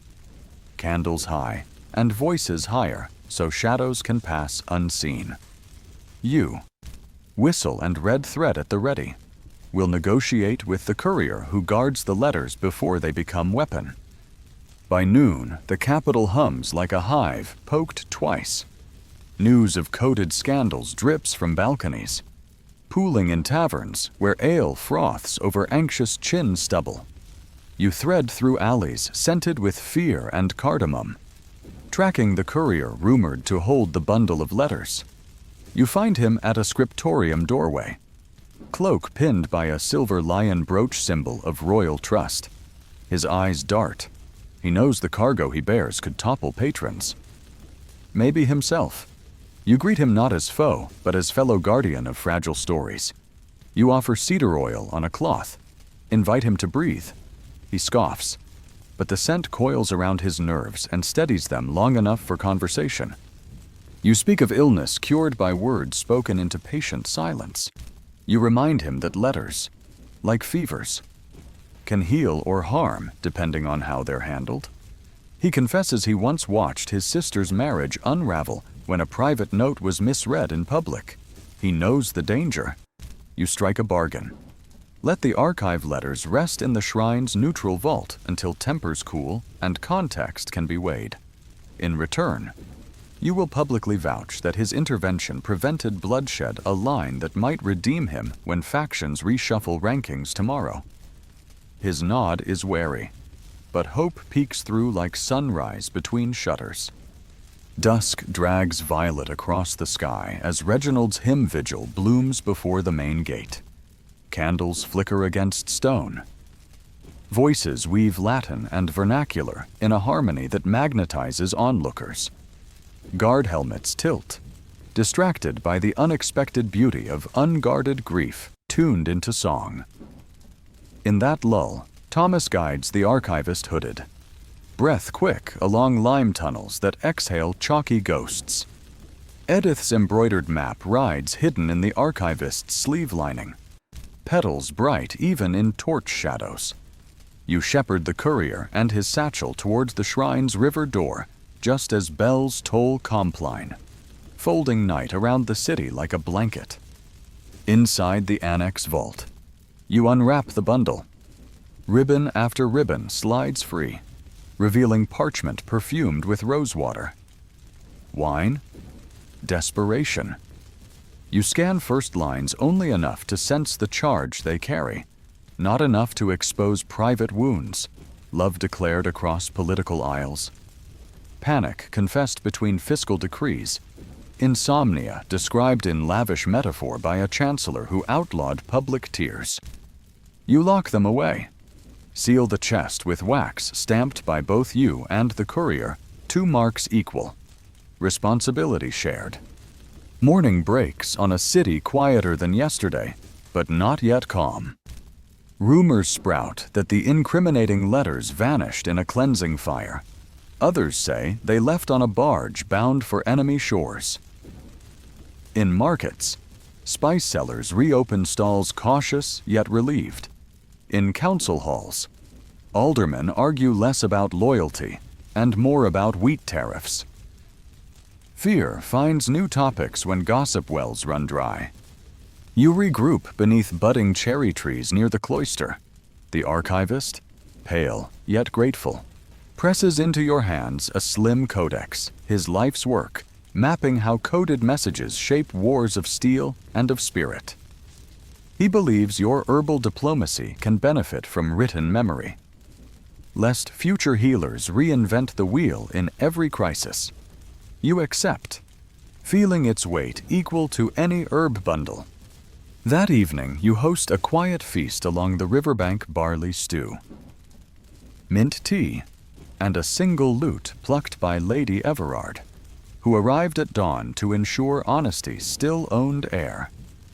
The courier sits beside the archivist, both men learning that trust tastes like shared bread. Children chase willow whistle birdsong, while juniper smoke climbs into starlight. You realize the city's real transformation echoes your garden old roots trained to carry new nourishment across soil once ruled by weeds. When moonrise paints silver on water, you slip away to the vault, unlock the chest, and rest your palm on the parchment stack. You promise the sleeping letters they will wake only when the world can read them with empathy, not appetite. Then you relock the chest and pocket the key next to your whistle, a quiet vow that power, like fear, must answer to those who refuse to wield it carelessly. You return to the riverside just as Thomas beats a soft cadence on his drum, marking time for communal breathing. 4 beats in, 4 beats held, 4 beats out. The rhythm ripples across faces lit by torch and moon, across creditors and debtors, courtiers and spice merchants. Breath unites where letters once threatened to divide, and you understand again that currency comes in many forms: ink, silver, rosemary, silence. Tonight, unity is tender but tangible, like valerian sprouts waiting under loam for the right season to flower. You sit, finally, feeling the night settle into your bones, a weight not of exhaustion, but of anchored purpose. Tomorrow, new scrolls will arrive. New ciphers will twist through corridors. New crises will test the tensile strength of your red thread network. Yet you close your eyes and trust the cadence of collective breath echoing around you. For now, that is enough. For now, the city dreams in rhythm, and you dream with it, each exhale writing an invisible letter to dawn. You wake to gull cry and brine instead of river hush. Dawn has ferried you 50 miles north, where a crumbling sea cliff citadel tilts toward oblivion like a toppled chess king. The council dispatched you after receiving word that Lord Arkwright, the last branch of a storied house, has barricaded himself inside, convinced marauding spirits will erase every trace of his lineage. You ride up the weed-cracked approach, noticing stained glass shards glittering in nettles and family crests flaking from gate pillars. The place feels less haunted than hollow, an abandoned theater whose final actor refuses to drop the curtain. At the drawbridge, you announce yourself, voice echoing against shuttered arrow slits.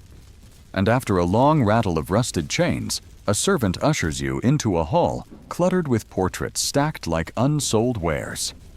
All those stern faces, their paint spidered by salt, seem to watch you, pleading not for rescue, but remembrance. You find Arkwright pacing the solar, parchment dust swirling in his wake. Sleepless eyes scan ledgers listing banquet debts, dowry lines, wagers lost to dice, decades dead. He worries that when he dies, these ghost numbers will be the only script historians read. You let him speak until words tumble into silence. Then ask him to breathe with you. 4. Hold. 4. Release. He tries. But every exhale catches on the word legacy, as though history itself were a noose tightening around his throat. So you shift tactics.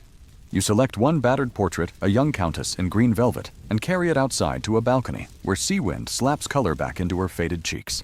You tell Arkwright stories you've gathered of Everard turning debt into infirmary, of city couriers trading power for empathy, of farmers learning psalm cadence breaths. Each tale chisels a crack in his dread. Legacy.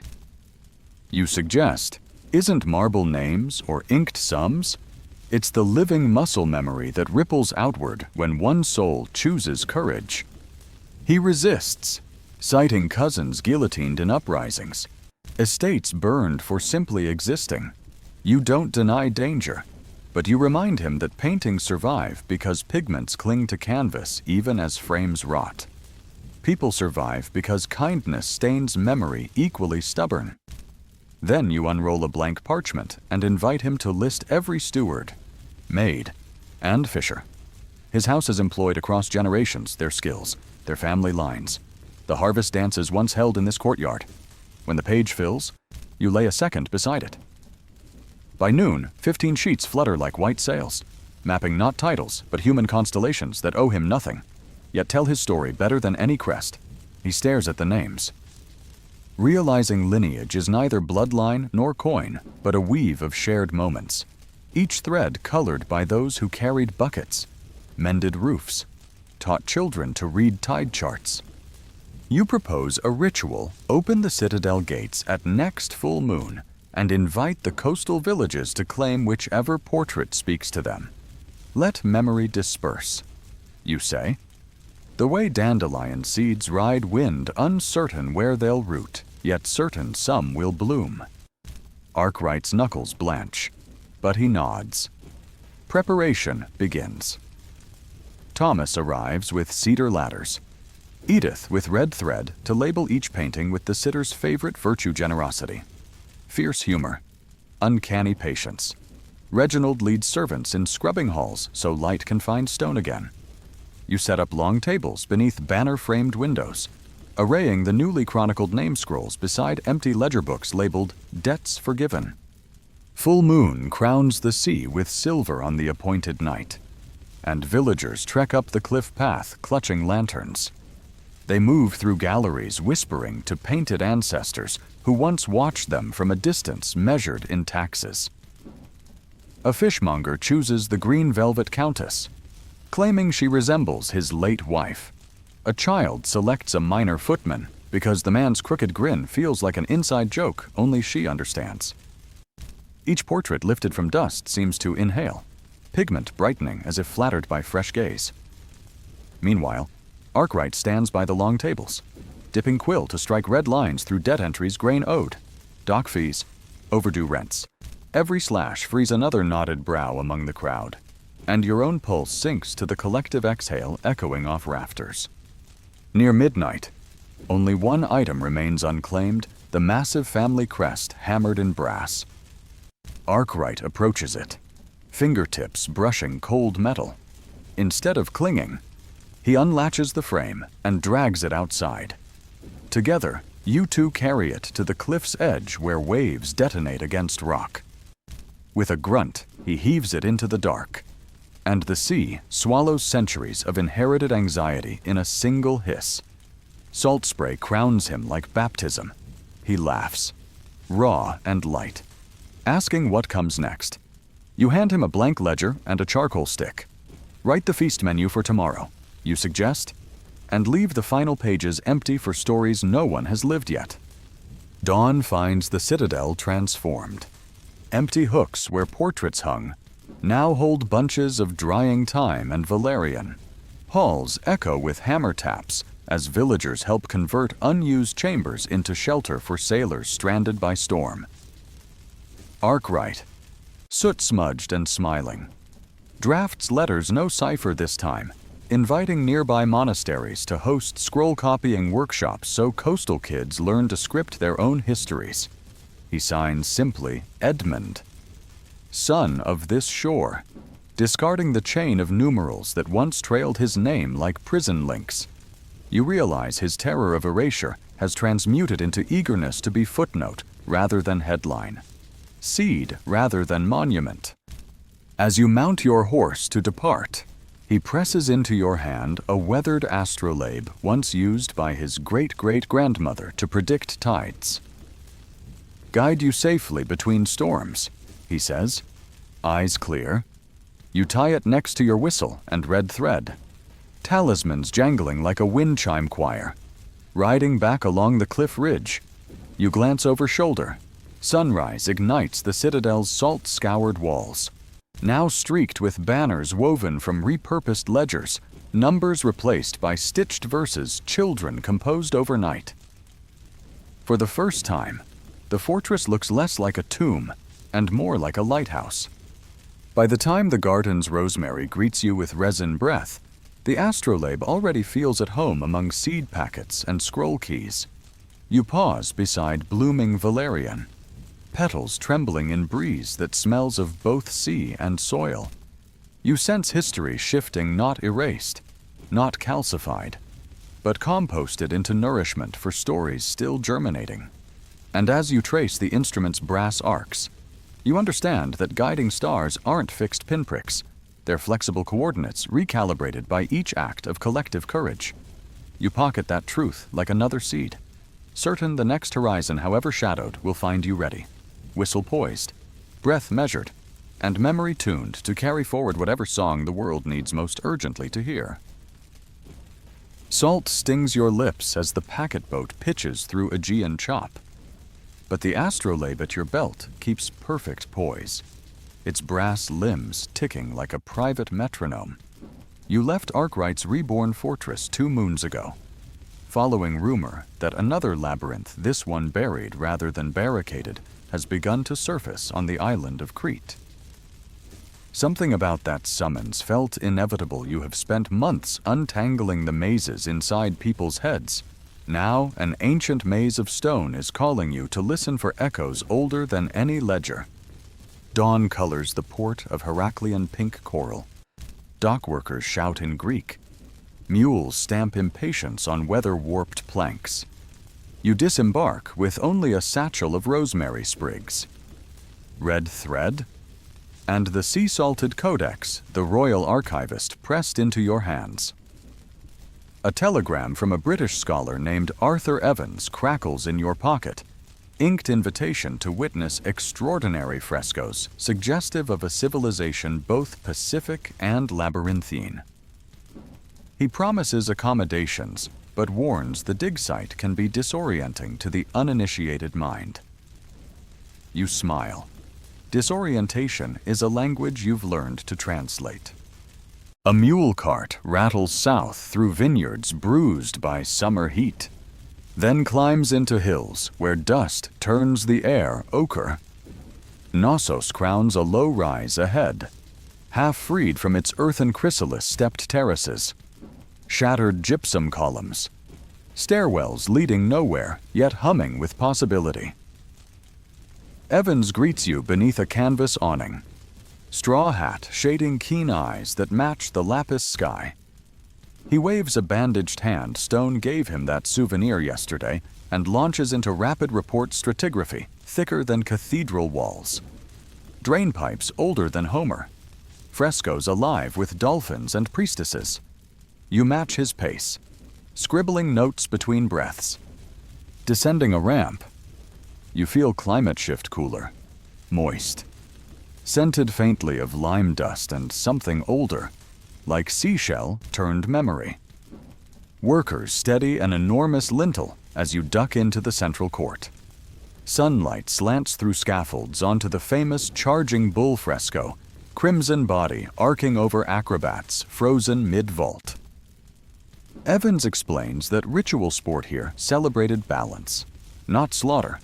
Participants met danger with choreography, not conquest. You trace the painted sinew with your eyes and think of citizens in the capitals learning to wrestle panic by counting breaths. Different century. Same dance fear faced not by flight, but by practiced grace. A foreman whistles. Crates are winched up from a deeper trench. Evans lifts a lid to reveal clay tablets etched with mysterious glyphs. Linear A. He calls the script. Language as yet untamed. You recall the archivist's cipher scroll. How gaps hid meaning until the right key aligned. Here, 2. Comprehension waits for patient witness. You run a finger along a sign shaped like sprouting grain and imagine it might mean harvest, or hope, or heartbreak every text. A body holding emotions in rib-vaulted lines. Midday glare drives you into a partially restored hall where fresco fragments of women in flounced skirts shimmer beneath protective glass. Their eyes are wide, almost amused, as though they expected you. Evans posits a goddess-centric culture, temples woven into palatial corridors, politics and piety inseparable. You picture medieval abbeys where sorrow sought silence. Then Brigid's cottage, where sorrow found voice. Maybe Knossos fused both introspection cloaked in ceremony, healing encoded in architecture. The hypothesis settles into your bones like cool water.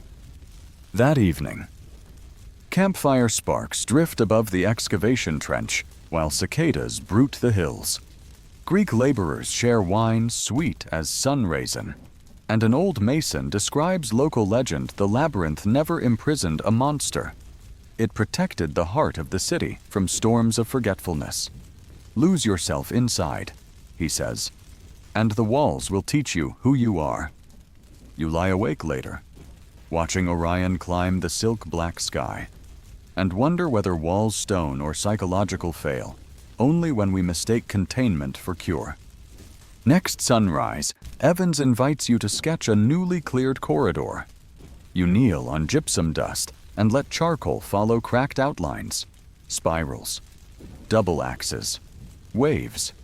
As you work, children from a nearby village line the trench edge, eyes round with wonder. You hand them spare parchment, show them how to mimic the spirals. They giggle, cartwheeling lines across the page. And for a moment, the dig site becomes a classroom. The antiquarian, a teacher. History, a living story instead of brittle relic. At lunch, you brew thyme tea over a spirit lamp, offering cups to crew members flagging in the heat. Evans accepts with wry curiosity. You teach him the breath rhythm you once shared with a baroness. Sip 4 counts. Pause. Exhale the steam. He laughs at first, but after 2 rounds, his shoulders unhook from his ears. Perhaps the palace architects knew this trick, he muses, gesturing to a plaster bench positioned precisely where sea breeze threads the corridor. The thought feels plausible. Architecture, after all, is a discipline of lungs doors inhaling, windows exhaling, courtyards holding collective breath. Late afternoon thunderheads mass over Mount Ida, pushing wind through olive groves like a sigh from the island itself. Evans hustles the team to tarp exposed sections, but rain overtakes caution. You duck into the grand staircase, rivulets tracing channels carved 3 millennia ago to ferry stormwater safely downward. Light flickers, thunder cracks. For a heartbeat, you sense the labyrinth awake around you, corridors pulsing with footfalls of dancers long gone. Fear skitters across your skin, then disperses as you match the stairwell's rhythm to your breath. 4 steps up, hold on the landing. 4 steps down, release, calm returns, echoed by water flowing exactly where Minoan engineers intended. When the sky clears, Evans joins you beside a newly revealed fresco, a woman pouring saffron into a shallow bowl. He admits that despite decades of scholarship, standing amid these pigments makes him feel like an apprentice again. You recall nobles shedding titles in the winter garden. Arkwright flinging his crest into the sea. And you tell Evans that uncertainty is not the enemy of expertise. It is the draft that keeps thought ventilated. He grins, slapping dust from his trousers, and proposes a toast that evening ouzo for humility. Rosemary sprigs for memory. The impromptu symposium unfolds under lantern glow archaeologists, masons, shepherd children, and you seated in a circle on unfinished crates. Evans reads from Homer. A Cretan girl counters with a folk song about a maiden who threads her way out of a cave by following the pulse of her own heartbeat. You realize civilizations converse across millennia tonight: Minoan, Hellenic, medieval. Modern, each offering variations on the same refrain: the maze is survivable if you carry a thread of care. Before departing Crete, you kneel at the site's northern portico and bury a small bundle rosemary. Red thread, a fragment of Arkwright's discarded ledger, and a scrap of parchment bearing the children's spirals, a time capsule of interlaced stories, meant for future excavators who will marvel at how past and present braided here like double helices of memory. As the steamer churns northward, you watch Knossos recede into haze, yet its outlines persist behind your eyelids. Courtyards shaped like open palms offering lessons on balance. Frescoes teaching fear flips to become dances. You turn the astrolabe, aligning brass pointers with the dog star and the waxing moon, charting a course home. But home feels larger now, perimeter stretched by every mind you've met. Monks chanting in candlelight, nobles breathing in orchards, villagers weaving debts into banners, and ancient priests leaping bulls in defiance of gravity and dread. Sea spray cools your face. Lavender you tucked in your collar thrums comfort. You exhale, count 4 beats, and hear the wave reply, steady and sure. Another labyrinth awaits somewhere, perhaps a plague of rumors, perhaps a castle of sleepless airs, but you carry what you need: thread for orientation, breath for ballast, story for bridge work. And as dusk folds the horizon into indigo, you understand that guiding people through invisible corridors will always be your craft, just as guiding stars through the astrolabe is your compass. Both arts, after all, depend on faith that even the most tangled paths contain a hidden exit, one found not by force, but by the quiet geometry of listening. You dock at Piraeus just long enough to trade the salt-stung steamer for a coal train bound west, the astrolabe ticking against your ribs like a restless heart. Reports from Santorini, Thera to scholars, speak of pumice cliffs crumbling under winter storms, and rumors that Evans plans to ship crates of Knossos fresco fragments there for comparative study. You purchase a third-class ticket, squeeze into a compartment perfumed by oranges and engine smoke, and watch the Aegean unspool beside the tracks, blue so vivid it feels medicinal. At dusk, you switch to a mailboat that noses through caldera mist, its lantern glow slicing gauze over black glass water. The volcanic bowl looms ghost-white in moonlight. Cliffs terraced like scar tissue. You think of labyrinth walls again. Only these were forged by fire, not laid by hand. Morning finds you trudging up switchbacks carved by donkeys that carry baskets of obsidian shards instead of grain. The village of Fira tilts above the void. Whitewashed houses cling like barnacles, their blue doors shut tight against a wind that smells of sulfur and unspoken memory. Evans's assistant, Miss Annie Case, meets you outside a cafe no bigger than a tool shed, hair pinned under a linen cap, eyes bright from too little sleep and too many catalog cards. She explains that pumice quarrymen uncovered wall paintings eerily similar to the bull leapers, except these dancers launch over dolphins, not bulls. Scholars now argue whether Thera fed culture to Crete or swallowed it whole when the mountain exploded. You recall the mason's tale of labyrinth walls teaching self-knowledge. Here, the earth itself became both maze and minotaur, forcing a civilization to confront its own fragility. You hike to the acrotiri, dig a maze of scaffolds wrapped in canvas sails that snap like storm-torn rigging. The air is chalk-dry, devoid of bird call. Inside, workmen brush ash from a room where red pigs trot across plaster under flowering lilies.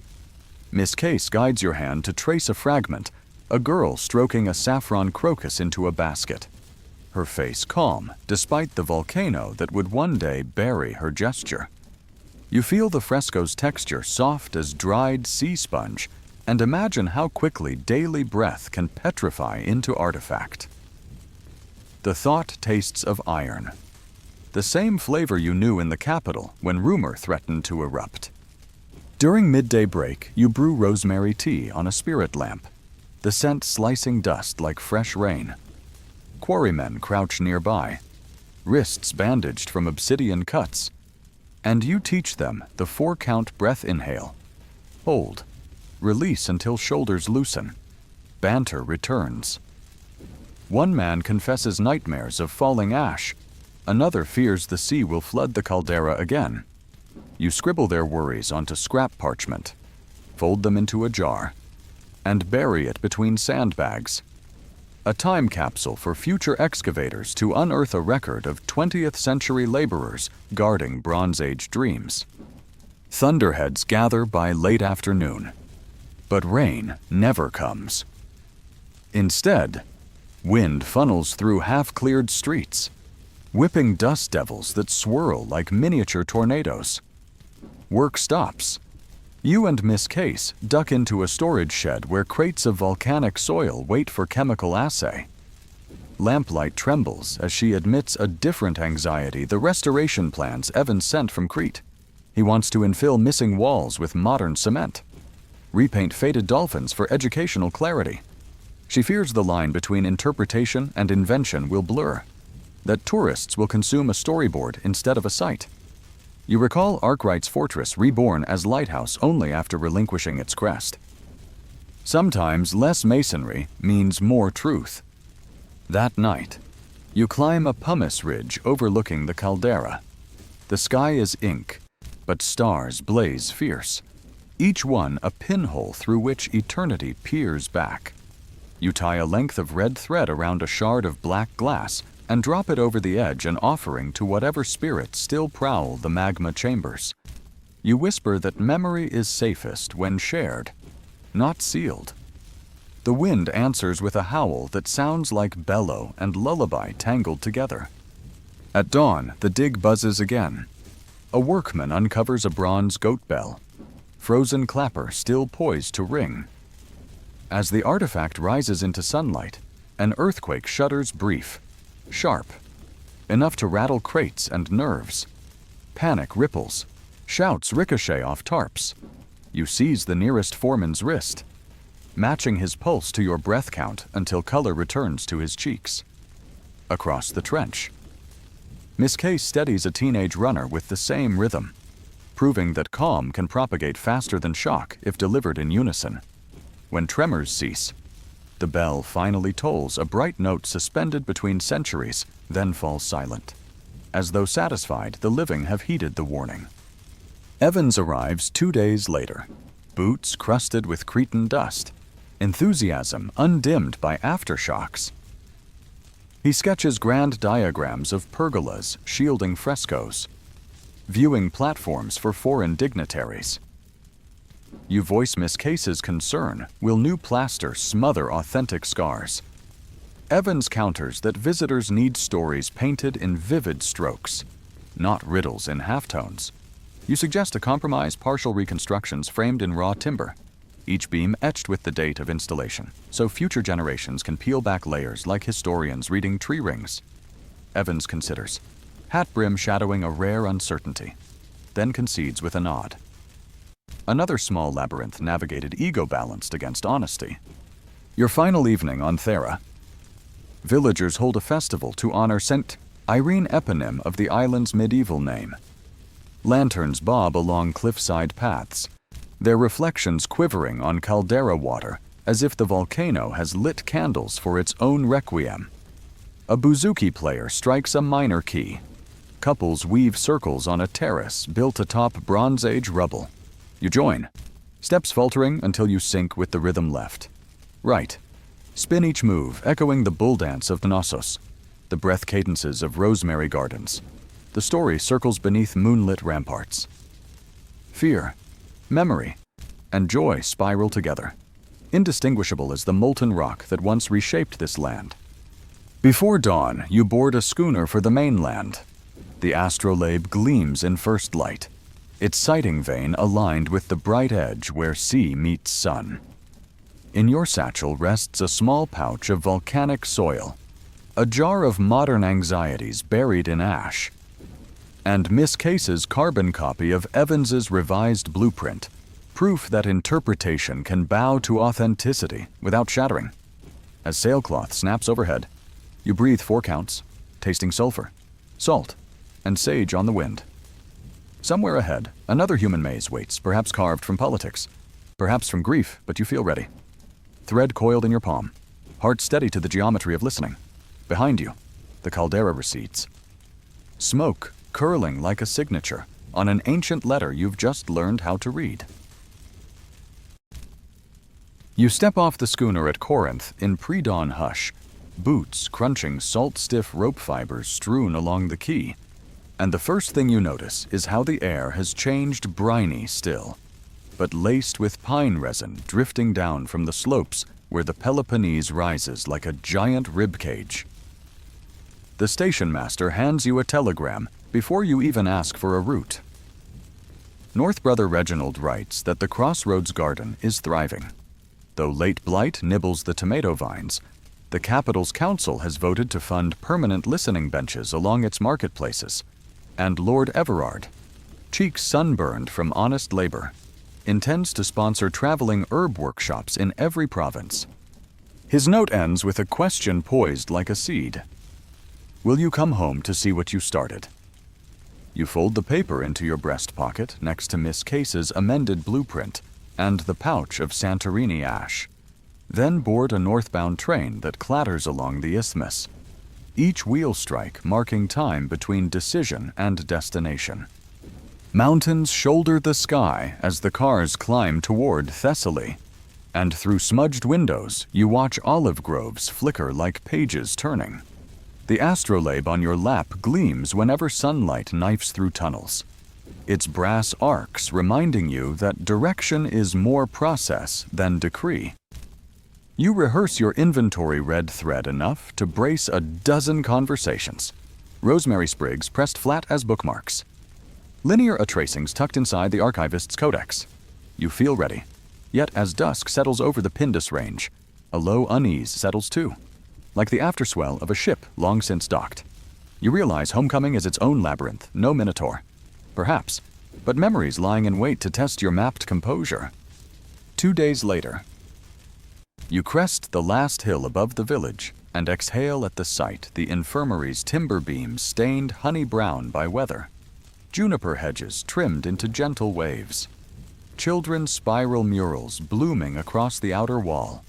Yet something is off. The herb beds, though lush, are draped in gauze, and a hush blankets the courtyard, normally thrumming with barter and laughter. Thomas meets you by the rosemary gate, face drawn. A different kind of fever has arrived, less violent than the winter scourge, but sly, draining color from cheeks and spark from eyes.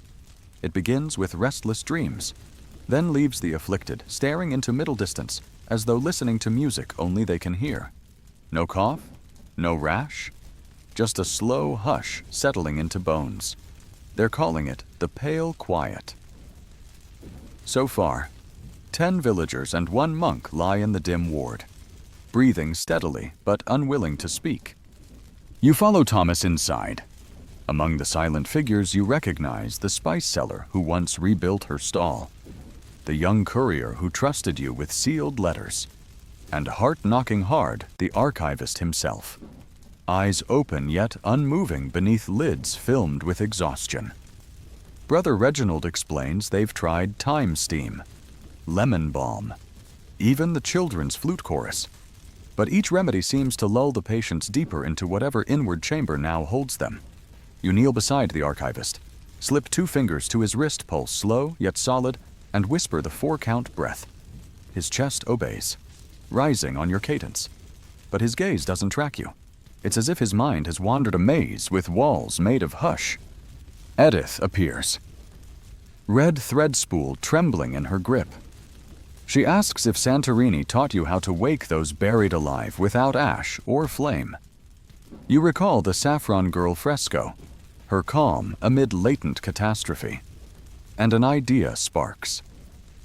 Perhaps the pale quiet isn't invasion, but overflow minds overwhelmed by stories they can't voice. In Crete and Thera, you found meaning by tracing fragments. Here, maybe you must invite fragments out. You assemble the council in the herb hall and propose a vigil of speaking a continuous circle where townsfolk share dreams, worries, half-formed thoughts, while the quiet ones lie nearby, ears open even if mouths stay still. Fear voiced by proxy might pull their own words back into daylight. Skepticism flits across faces, but desperation is fertile soil. They agree. That evening, benches encircle the ward. Lanterns glow behind paper shades painted with Knossos spirals and dolphin leaps. Reginald opens with psalm cadences. Then Thomas beats a low drum, setting heartbeat tempo. One by one, people speak. The baker confesses terror of flour shortages. A shepherd admits he can't forget wolf howls echoing the winter past. A midwife describes exhaustion that feels like guilt. Between stories, Edith ties red thread from speaker's wrist to the vacant wrist of a silent patient, weaving a visible network that vibrates whenever new truth enters the air. Hours pass. The room warms with breath and honest tremor. Sometime near midnight, the archivist's lips part. A single word slips out catalog. You lean close. He continues, voice cracked but rising, naming shelf numbers, scroll titles, unfinished indexes. His mind has been walking aisles of memory alone, trying to reshelve history without help. Tears prick your eyes as you answer, promising to inventory the backlog together. Another patient murmurs the beginning of a lullaby. The spice seller's fingers twitch a market stall rhythm against her blanket. The hush begins to thin, like mist when sun edges over hills. By dawn, half the quiet ones have rejoined the circle, not yet talkative, but present, eyes tracking speaker to speaker. The pale quiet, it seems, retreats when community refuses to let words stagnate. In the days that follow, you formalize the vigil into a daily practice. Sunrise worries, noon memories, twilight hopes. Children paint each session onto clay tiles, tiny frescoes that line the infirmary walkway. A growing labyrinth of shared voice. Even those not stricken attend, drawn by the strange relief of structured listening. The blight on tomato vines fades as volunteers rediscover appetite for tending leaves. Lady Everard arrives with traveling workshop wagons, offering ink so villagers can draft letters of gratitude or grief long delayed. Every envelope sealed becomes another thread pulled from silence. 1 week later, the last patient, a dockhand named Elias, sits up, rubs eyes, and asks for time tea. The ward erupts in laughter so bright it feels like bells. You brew a pot laced with Santorini saffron, the color vivid as sunrise through caldera haze, and pass cups around. Elias drinks, then says he dreamed of standing on black glass water while strangers spoke above him. Each voice was a rope, and he pulled until light cracked the surface. Everyone shares the echo. You realize the pale quiet was a communal affliction cured by communal articulation, another lesson in the geometry of listening. That evening, the village celebrates beneath juniper lanterns. A new dance unfurls steps borrowed from Cretan bull leapers, Santorini circle swings, and local harvest skips. Children loop red thread between partners, creating living webs that stretch and release with each spin. You join, astrolabe tapping your hip in sync with drum beats, and feel every pivot. Mirror the labyrinth truths you've gathered. Walls teach orientation. Exits appear where breath persists. Memory must circulate like wind through restored fresco halls. When moonlight dusts the herb beds, you slip away to the crossroads garden. Valerian spikes sway, releasing faint vanilla scent, and rosemary tips silver in lunar glare. You bury the Santorini soil at the root of a young olive. Sprinkle volcanic ash like seasoning. Then press the astrolabe's shadow across the mound, charting yet another map upon earth. You whisper thanks to every maze walked the monastery cloisters, the city rumor forge, Knossos courts, Thera's ash streets, and the silent corridors inside fearful minds. Each taught the same equation: thread plus breath equals passage. You return to the revel, heart steady, red thread tied around wrist-absorbing rhythm of symbol and laughter. Tomorrow letters will need answering, herb beds pruning, new worries witnessing. But tonight, the community you once left for labyrinths distant and buried twines around you. Living proof that the best legacy is a system others can carry forward without your constant hand. You close your eyes, breathe 4, hold 4, release 4, and the sound blends with drum, lute, sea wind, and the soft creak of olive branches, an orchestra of healed hush turning into hopeful hum, guiding you and anyone who listens toward whatever maze rises next on the horizon. Thanks for traveling this winding path of medieval minds and modern echoes with me. If a scene bull leapers, red thread vigils, or silent labyrinths sparked a thought, drop it in the comments below. Share how you steady your own humors, or simply tell us where you're watching from and what time the moon hangs over your roof tonight. Your stories keep this circle breathing.